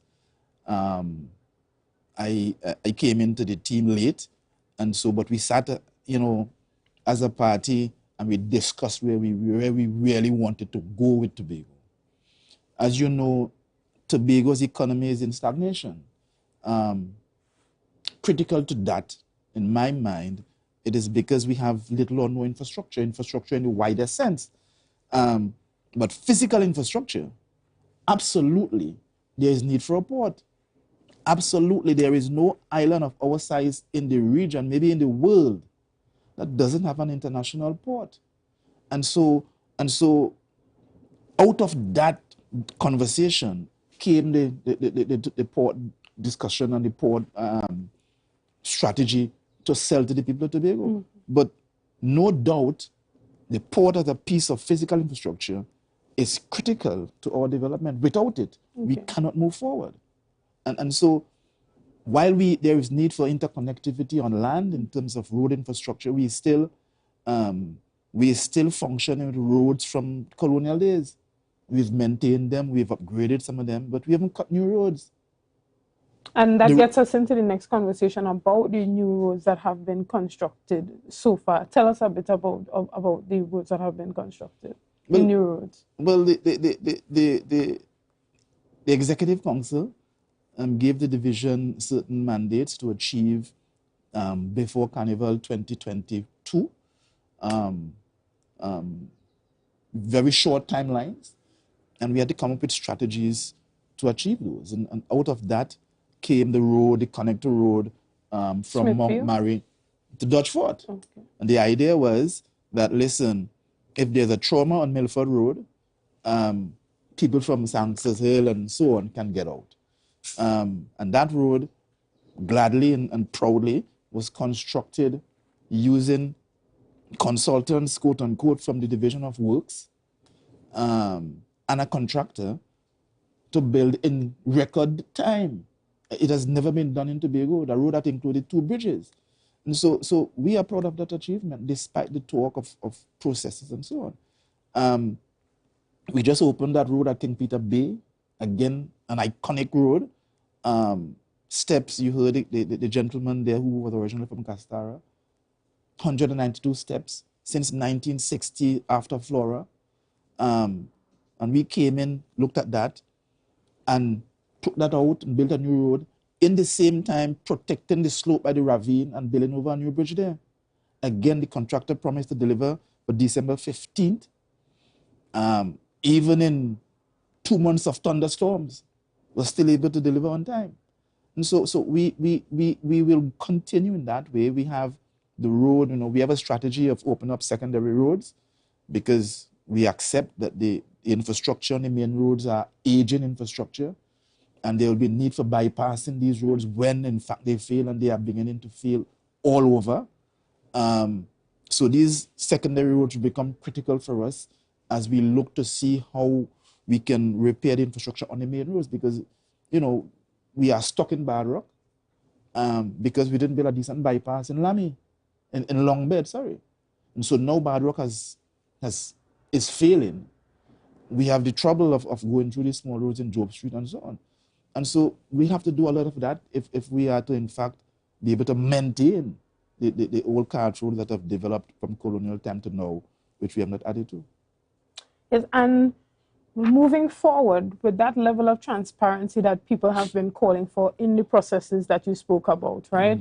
Can we see a greater level of transparency there? Because, you know, you said regardless of the questionings of the processes, do you understand that because of the mandate that you guys came into office with to fix corruption and to fix the mismanagement, that there would be that type of uproar from the public regarding the processing of the processes concerning awarding contracts? Chanel, no division in Tobago has its own process. We follow the laws that we met. There are certain procurement laws generally, TB, to what they're trying to pass now in the parliament, that we all follow. I want to say to Tobagonians again that you can procure goods and services essentially in 3 ways, and all 3 ways are legal.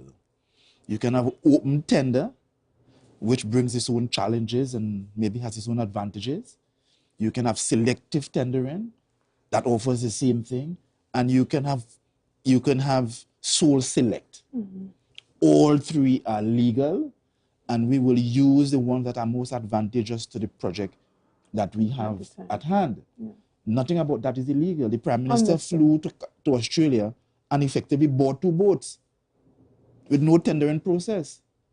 You know, we are executing an airport now where only 1 respondent responded to an RFP, and twice, and the government went ahead and awarded it to CRCC. Yes, but can you understand why the public would want that level of transparency because of the mandate that was sold? Well, I'm saying we are not hiding. We are being well, transparent. not even hiding, but question, there's a certain level of communication, consistent communication, that would help to clear up a lot of the misconception that is needed. Well, I will admit that we have not been the best at communicating to the public. So we've taken a decision that come January, and we have started. Because the public, Tobago public, was sold the idea that now, with this new administration in place, a lot of the small men on the ground would be able to benefit. A lot of people bought into that idea. So when we have a number of sole select tenderings happening, then it raises the eyebrow, especially of the small contractors on the ground, as to what is the process that is really happening behind the scenes to award these contracts. As far as I am aware, there has been no sole select tender in Tobago. At the Division of Infrastructure, there has been no sole select tendering process, none. We've had selective tendering. And some of the noises that we are hearing is because there are persons and entities in Tobago who believe that they have a right to get this and to get that, and that they have always been getting it, and therefore they must continue to get it. And, you know, I would probably deal with that in more detail on another program. Another program. At full disclosure, I'll probably deal with that there. But, you know, we have had no sole select. We have had selective tendering, which is our right to do. There are persons who feel that they should benefit and they haven't benefited, or whatever group should benefit and they haven't benefited or they haven't been awarded. But that's part of the government process. At the division, since I've been there, we've awarded 75 contracts below $250,000. 75. We've awarded 30 plus contracts below $4 million. All the Tobago contractors. So this talk that the small man isn't benefiting is just unsubstantiated conversation that is meant to fuel some kind of ill feeling, but that is not the fact. Okay, well, URP would have made, I think it was 1,200 pieces of furniture for the early childhood care this year, right, during the school reopening in September. Yes. Is it that you guys are expanding to be able to provide more infrastructural relief for education and other divisions? We are looking at ways we can reduce the expenditure for all divisions across the THA. The Division of Works has not only URP, but several technical staff, which we've which I continue to offer to various divisions instead of going out to contracting. Once we have the staff on board, that they are available to the THA, scheduling conflicts notwithstanding. And so we will continue to do that. We have to increase the standard. We have to increase the productivity levels. We have to find a way in this unionized country of getting more work from staff who are working 2 hours and for 4 hours and so on. But those are the management challenges that we've signed on for, and we will continue to see how we can, develop a more productive THA. And I think generally we have incentivized a large section of the division of CPEP, URP. We've raised their income, and hopefully that acts as an incentive to performance. We've given the development crew at the division the opportunity to excel once again instead of being idle, and you see the performance. So hopefully that creates this Tobago-centric feeling that allows a man to come out and give his 100%.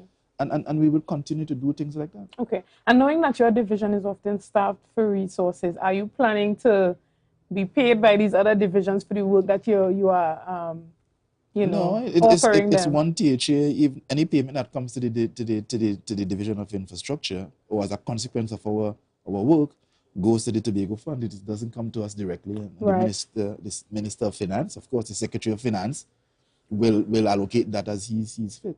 And that leads to my other question about the mechanical workshop as well as the URP workshop there. Is there any plans to privatize any of the services there? Absolutely not. Okay. We have to build the capacity. The THA is not only about efficiency. The THA, one of the main responsibilities is to provide employment, to provide a means for Tobagonians and to raise their standard of living, to give opportunity to young men who are going to study mechanical engineering and so on, are expecting the state to find a way to employ them. And so, no, we will not provide. Or would these workshops possibly see more public engagement by providing some of these services to the greater public? Because we see it happening at the URP workshop where, even for Christmas time, they're offering some of the work to the general public for purchase. So what about services at the mechanical workshop is a unique challenge. When I was at the division, the mechanical workshop offered machine shop services to the public, and I think even mechanical service to the public. In the last years, the mechanical workshop has been decimated, and we have a challenge of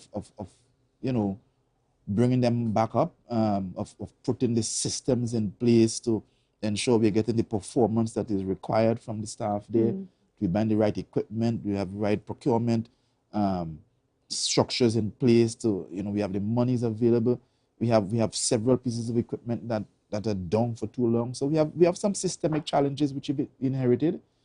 And I will focus on accounts and mechanical in the first 2 months of next year. Okay, that is interesting to hear. But is there a strategic plan for the division that is available to the heads of department as yet? Not yet. We are writing it. I think Dr. Boris was mandated to start to write that, and we'll follow up with him. But yes, indeed, we plan to prepare a document. But as good project people, you can take a million years to plan and you can't act. So we have to keep acting. We have to keep moving forward. We've in Tobago, we've had CDP 1 and CDP 2. What has come out of those things? Nothing. And so Tobagonians have to begin to act. We have to keep moving forward. Despite the talk, despite the challenges we encounter, we have to keep reviewing and assessing our actions, trying to improve as we go. But we have to keep moving forward and moving forward quickly, because we have a quantum leap to make if we are to catch up. Yes, but in order for us to even have these actions going, we need to share the vision. So have you been able to effectively share your vision for the division throughout the division with the heads of departments? We've done some restructuring exercises. I don't think that we have had 100% buy-in the way we want to go, and there is some more team development work that needs to be done. You know, change management is a difficult thing. But yes, we have some team development. We have we need some groupings to develop where senior staff especially are buying into the vision and the culture we're trying to create. But as you know, people expect miracles from us. We can't change 20, 30, 40 years of culture in a year. And so, the wheat and the tares will grow together, and we will keep moving and changing and morphing as we go. Now, you have a difficult place where you sit, because all the assemblymen are looking to you to produce that infrastructural development within their district that their constituents are putting the pressure on them to deliver. How are you delivering both to the people of Tobago and to your assemblymen so that they are not disappointing their constituents? One of the things that I did when he came in is to go around the entire tier of Tobago with assemblymen to investigate what infrastructural needs each district have. So the only place we have not gone, because the member for that area has not been available, is Roxborough Argyle. That's the name of the district? Roxborough Delaford. We've tried to meet with the member for that area, and he's not been available. But we have gone to every other district, including WIM, Darrell Spring WIM. And we now have a whole list of projects for each district that we have put on a schedule. And as soon as monies come to us, we can execute, then we'll execute them. Emergencies have cropped up and will crop up, and we'll have to change our priority and so on. But I think we have now a whole pipeline of projects for each district, and we will attempt to balance how we execute, so that there's work in every district and then people in districts can be employed and so on. And then, of course, we have the development team, which will continue to work as well around Tobago as the need arises. Excellent. And when we get back after the break, we'll talk a little bit more about the plan for Scarborough and a little bit about what's happening at the airport at this point in time. Can you share any insights on that with the rest of the viewing audience? So, guys, we'll be back after the break. See you soon. Welcome to Lamarche Parfait Day Spa and Wellness Center, your premier spa experience located at Bonaccord, Tobago. Visit us today for facials, cellulite treatments, body contours, body treatments, pedicures, manicures, and much more. We have gift cards for all occasions and corporate events. Connect with us on Facebook at Lamarche Parfait Day Spa or call us 273-7772. Tobago Glass Supplies has been a leading name for over 37 years in the glass and aluminum market in Tobago. We provide an extensive range of high-quality, innovative aluminum and glass products for commercial and residential use. Competitive prices with superior and professional services by committed employees who are guided by rigid quality standards. Tobago Glass Supplies specializes in the manufacture and installation of glass and aluminum products that are essential to today's homeowners and the business environment. We are engaged in marketing, sales, and installation of a variety of products. These ranges from windows and doors to necessities such as mirrors for homes and vehicles, designed and manufactured in-house or imported.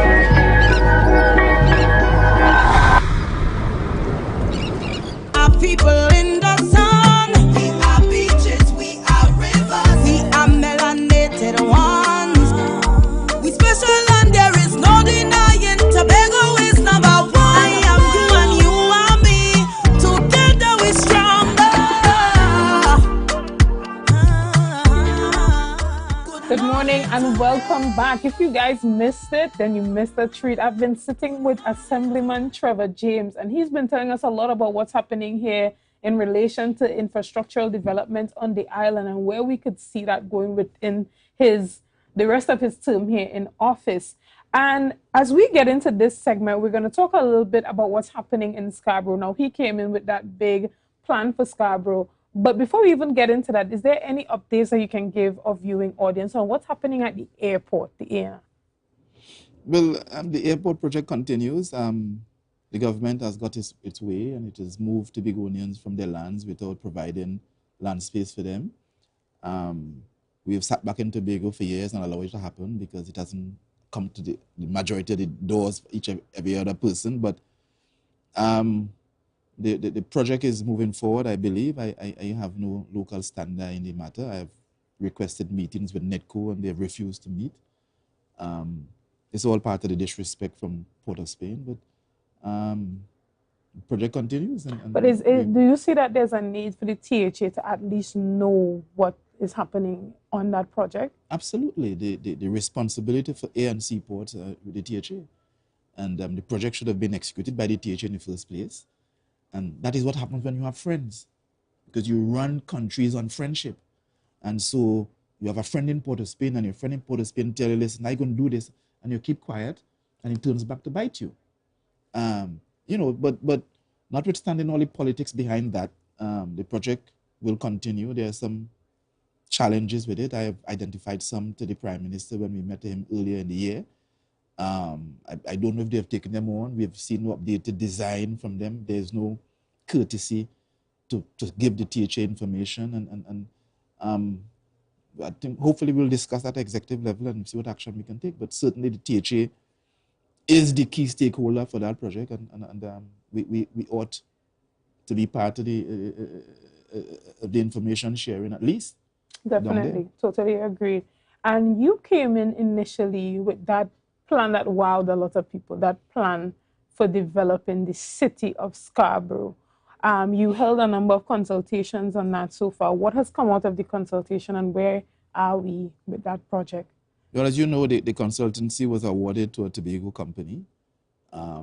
Again, nobody talks about it, but I've just received last night the interim report. So the team is working. I haven't had a chance to review it as yet.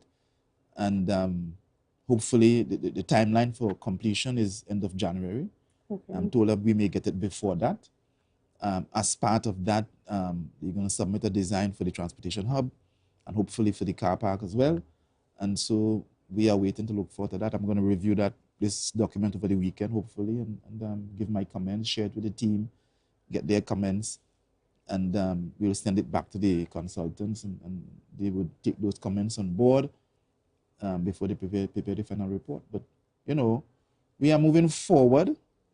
There are certain planning things that we must do, and we are going through the phases to do that. And we are also in the process of looking for the monies to build it. Despite the energy resources we have, Chanel, despite the trillions and trillions of gas that is in Tobago waters, even north of Castara and Charlottesville, north of Studley Park and so on that side, we seem to have to settle for 4.03. And a lot of us in Tobago still believe that we must go cap in hand when the Parliament and the Cabinet take our resources and give us crumbs, and we must make friends with them to get what is ours. Understood. And when it comes to unemployment or underemployment on the island, for some reason, people tend to always look to the division of infrastructure.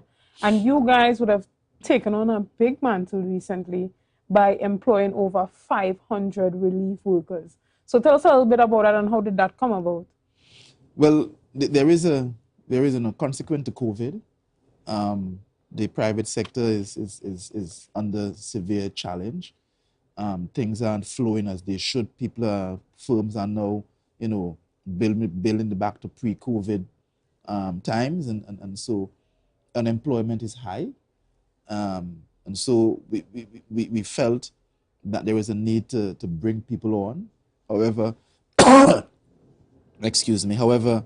we don't have the financial resources to do it.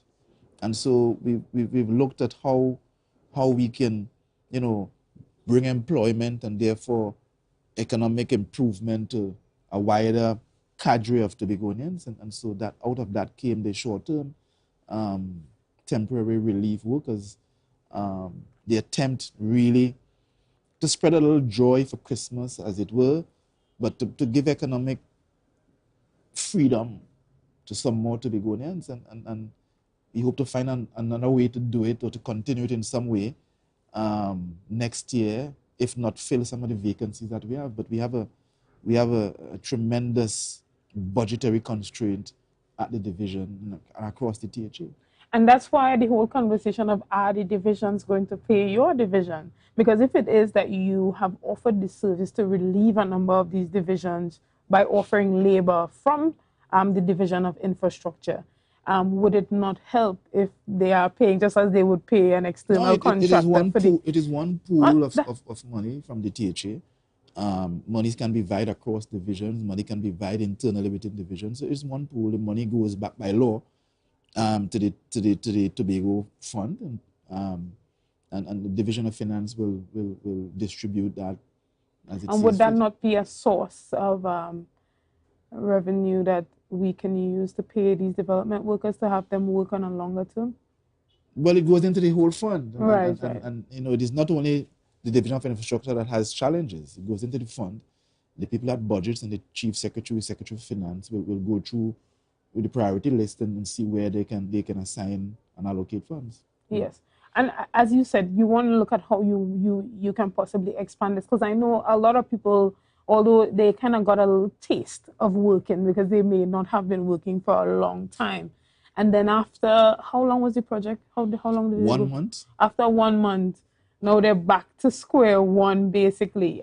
What can we do for these people? We have to, we are in a difficult place, and we have to make hard decisions, and I don't think Tobagonians generally understand that we, in governance and in government, we have scarcity and choice, and therefore we have to make hard decisions. We have to find a way to keep the economy moving. We absolutely need to build the private sector to allow for more things to be happening in this space, more projects to be done, more private sector people to come in and bring their own money and employ more people. There's an absolute need for that. And hopefully in 2023 early, we will see some more projects being approved, some more design build finance, maybe some more private sector projects being approved now that we are taking back town and country planning.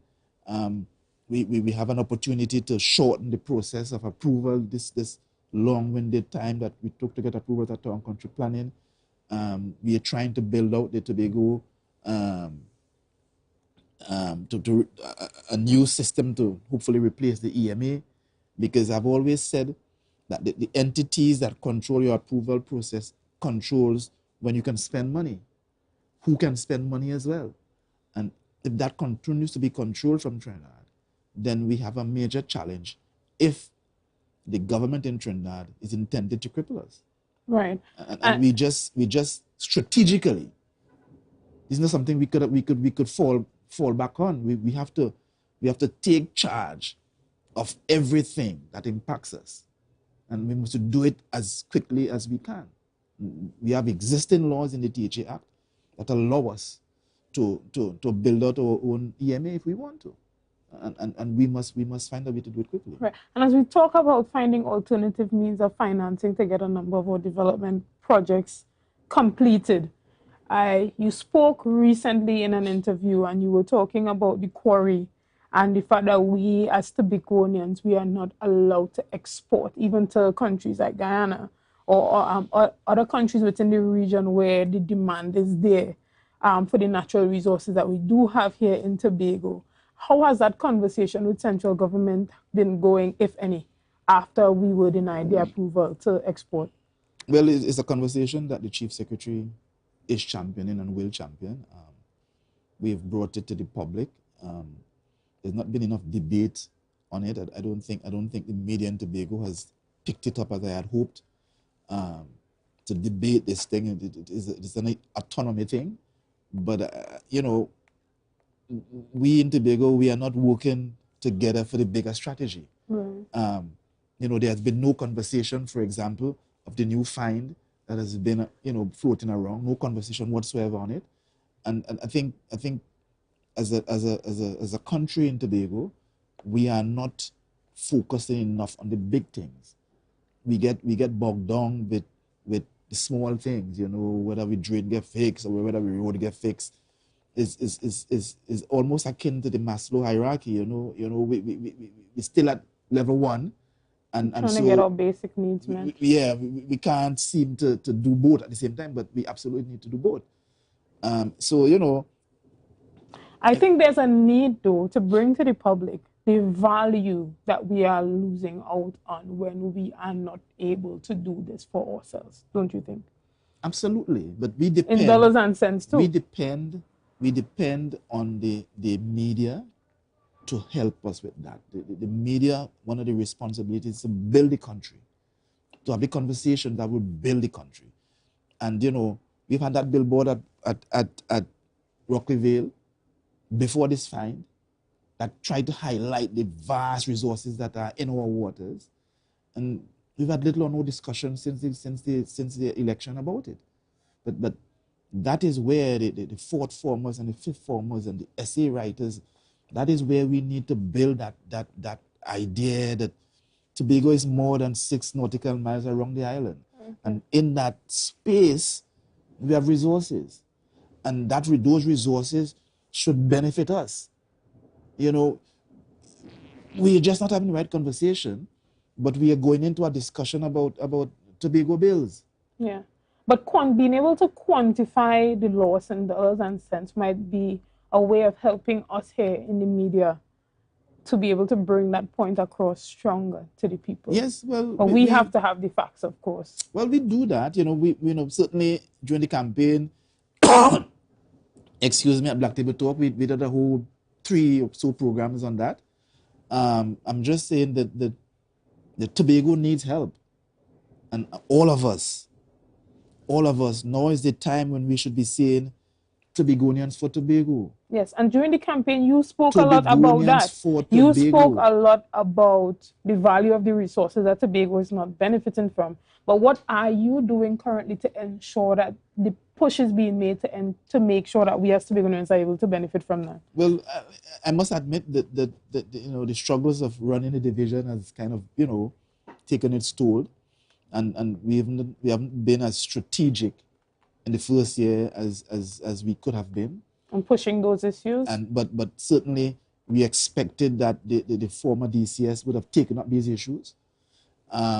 He didn't. He has resigned, and so we have to now replan, re-strategize, and to see, you know, what's the best way of pushing this conversation in Tobago, in Trinidad, and of course around the world. But you know, you expect that senior members of the government, in this case the DCS, would have taken certain things on board as part of his portfolio, and he didn't, or maybe he couldn't.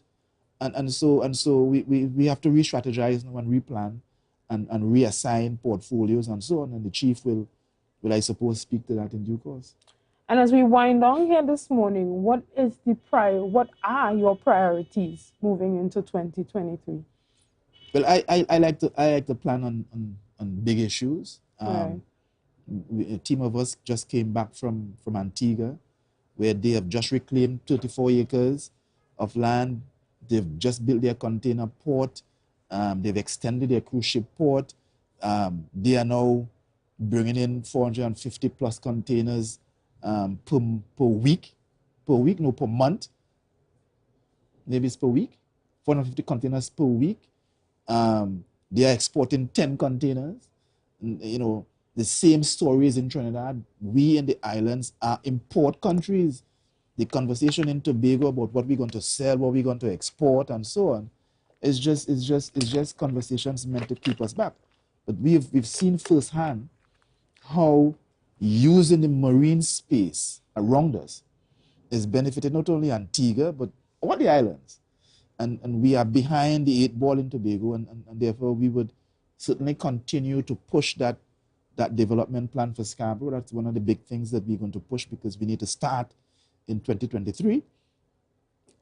Infrastructurally, physical infrastructure on land, we will pursue Badrock. That will be done in-house.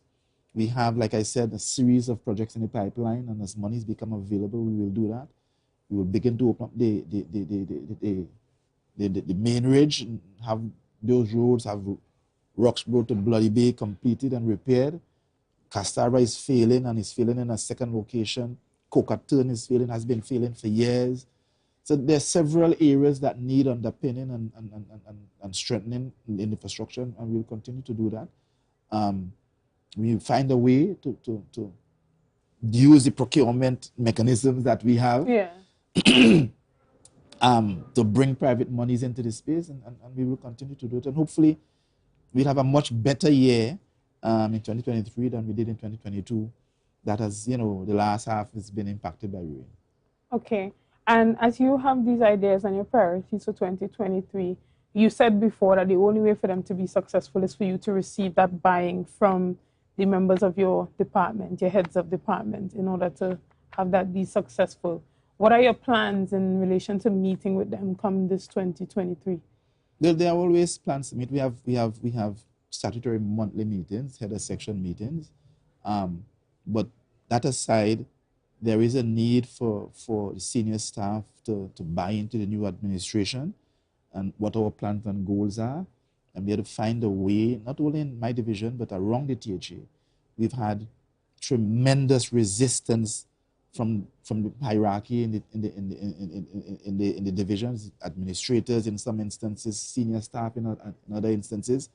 It has been a shock, I suppose, for senior staff, and if there's a little politics playing in and out of that, but there is a need for us in Tobago to realize that if we fail, Tobago fails, and we must begin to work together and appeal into senior staff and public servants to buy into the vision.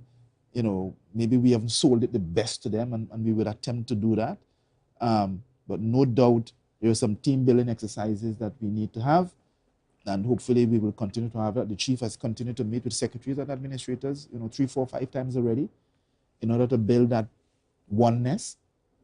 I suppose that will continue, but there is a need for us to, it's been a year after the election, there's a need for us to move away from the political biases and begin to work together and to say to ourselves that from this point forward, it is Tobagonians for Tobago.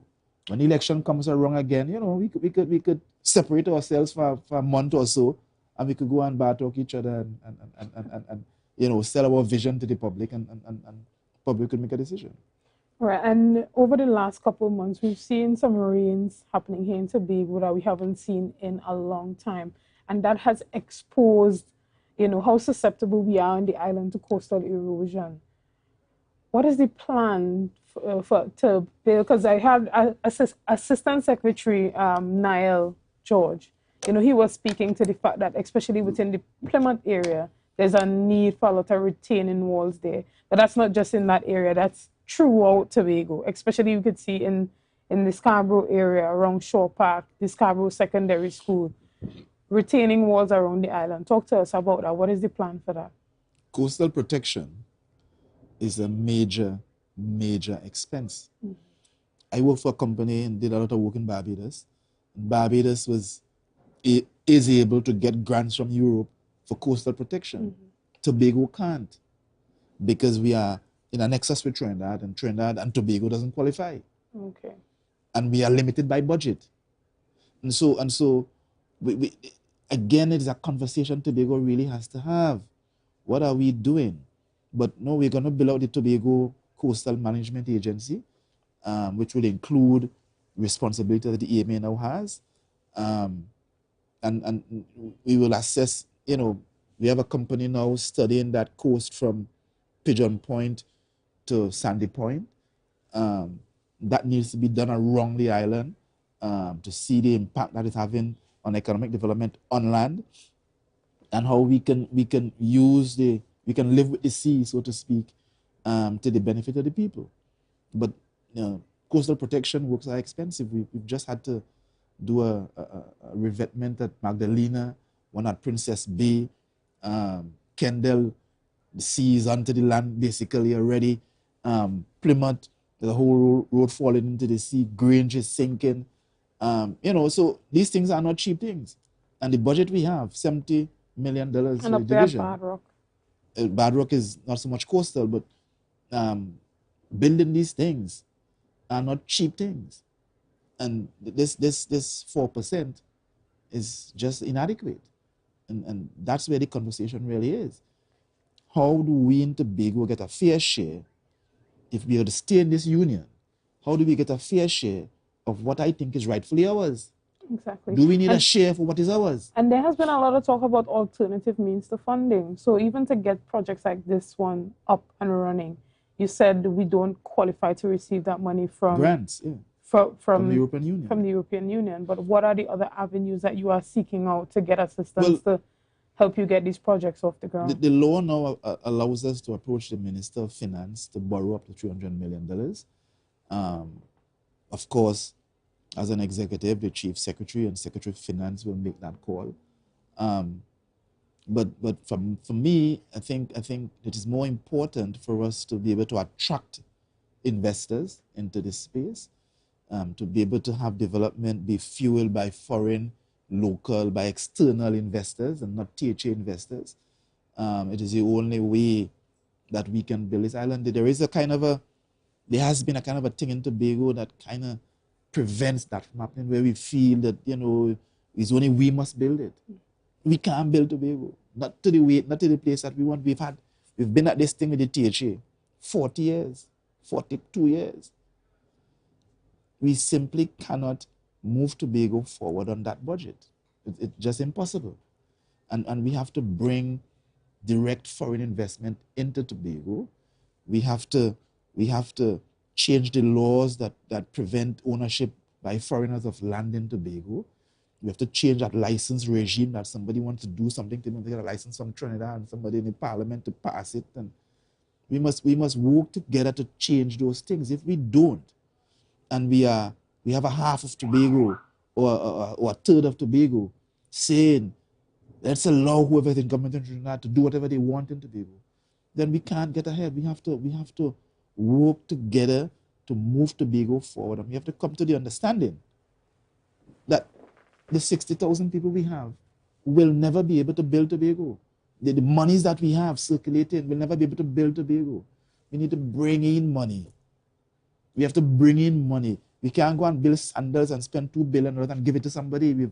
That has failed in Hilton and Magdalena already. We have to let people bring in their own money, take their own risk, and give them incentives. And that's what we have to keep doing. And you guys introduced this smart app, which is the Show Me a Road. So how has that been working so far? And go ahead to tell Tobagonians how they can continue to advocate to have their roads fixed. Well, the app has been swamped. You know, we had a wonderful idea. It is a wonderful idea. But the rains and all the issues that are wrong, we are just not able to respond. We don't have the equipment in the division. We've seen as we reviewed the whole app, we have been bottlenecked by the fact that we don't have equipment to respond in a timely manner. So we have several reports and people, let me apologize that we have not been able to respond to you on the app as we have planned to do. But it's a consequence of organization, of course, but it's a consequence of the fact that we have no equipment. You know, half the equipment down. We're spending, we're budgeting $19 million for rent and lease. And we have equipment down. And, we have an instance where we wanted a part for $1,200 and we can't buy it for 4 months. We have systemic procurement in-house problems that we have to resolve. And some of it is being caused by some small politics. Understood. And finally, there's the new access road from Smithfield coming straight up to Dutchford. Was traffic planning involved in that initiative? I don't understand what you mean, traffic planning under your division. There's an area that deals with traffic planning. The traffic management. Traffic management. there's a member of staff who's I think she's the traffic. I don't remember the title. Okay, but they manage traffic planning. I don't know again if they were involved. I think we had an instruction from the executive to build this road. It has been on the books from the PNM for years. I don't know what necessary planning was required to say that we must get buy-in from staff member X, Y, or Z. The reason why I'm asking is because I recognize an issue on the road where you still have people parking in that Sanctus Hill area on the road. And so it causes a bit of a bottleneck with the traffic at the end of Sanctus Hill near the Port Mall. So if traffic planning was indeed involved, it's questionable as to why we are still allowing people to park on Sanctus Hill on both sides of the road, seeing that we now have a new access road there. Listen, we can take executive decisions. I've asked the administrator to ask the police to put up no parking signs on Smithfield number 2, I think. Not Sanctus Hill here, the other one. It hasn't been done yet. But I've decided to hold my hand until I get the full report from the consultants, because sometimes you take decisions too quickly and you shoot yourself in the foot. We've had a consultancy out. One of their mandate was to review all past plans as well for Scarborough. So let us get the full report. Okay. Let's see what they recommend in terms of road infrastructure and so on. Then we could present it to the public, and then we could make firm plans as to how we'll reorganize Scarborough. And so it's only a couple of months. All right. But can I look forward to these people possibly stop parking on the both sides of the bottom of Sanctus Hill? I will make another request, and hopefully that will be acceded to. Well, thank you so much for coming and joining and chatting with us. I wish that we had a little bit more time to get into a number of other infrastructural issues here on the island, but we here at Good Morning Tobago, we have this chair open to you. So whenever it is that you want to come, and whenever there is a topic that we feel we need your insight on, we will definitely invite you back. So again, thank you to you and all the staff at your division for being here. Guys, this is Good Morning Tobago and Tobago Updates. Tomorrow, my co-host Candice Jackson would be here with you guys, and we're going to continue to have a number of fruitful discussions and give you that insight that you need where Tobago's development is concerned. This morning, we chatted with Assemblyman Trevor James, and we looked back at his first year in office and a number of the infrastructural development work that he has been doing, some of the issues bombarding the Tobago economic space, and him just letting us know that this airport situation, the THA really has no input on that at all. We have no insight on that project, and hopefully we could see a future where there's greater insight given to Tobagonians on what's happening at all Tobago Airport. So guys, we look forward to having greater conversations with you, and thank you for tuning in. Thank you for liking, sharing, and commenting. I am Chanel Felix, and enjoy the rest of you guys' day. Later. Thank you so much for coming.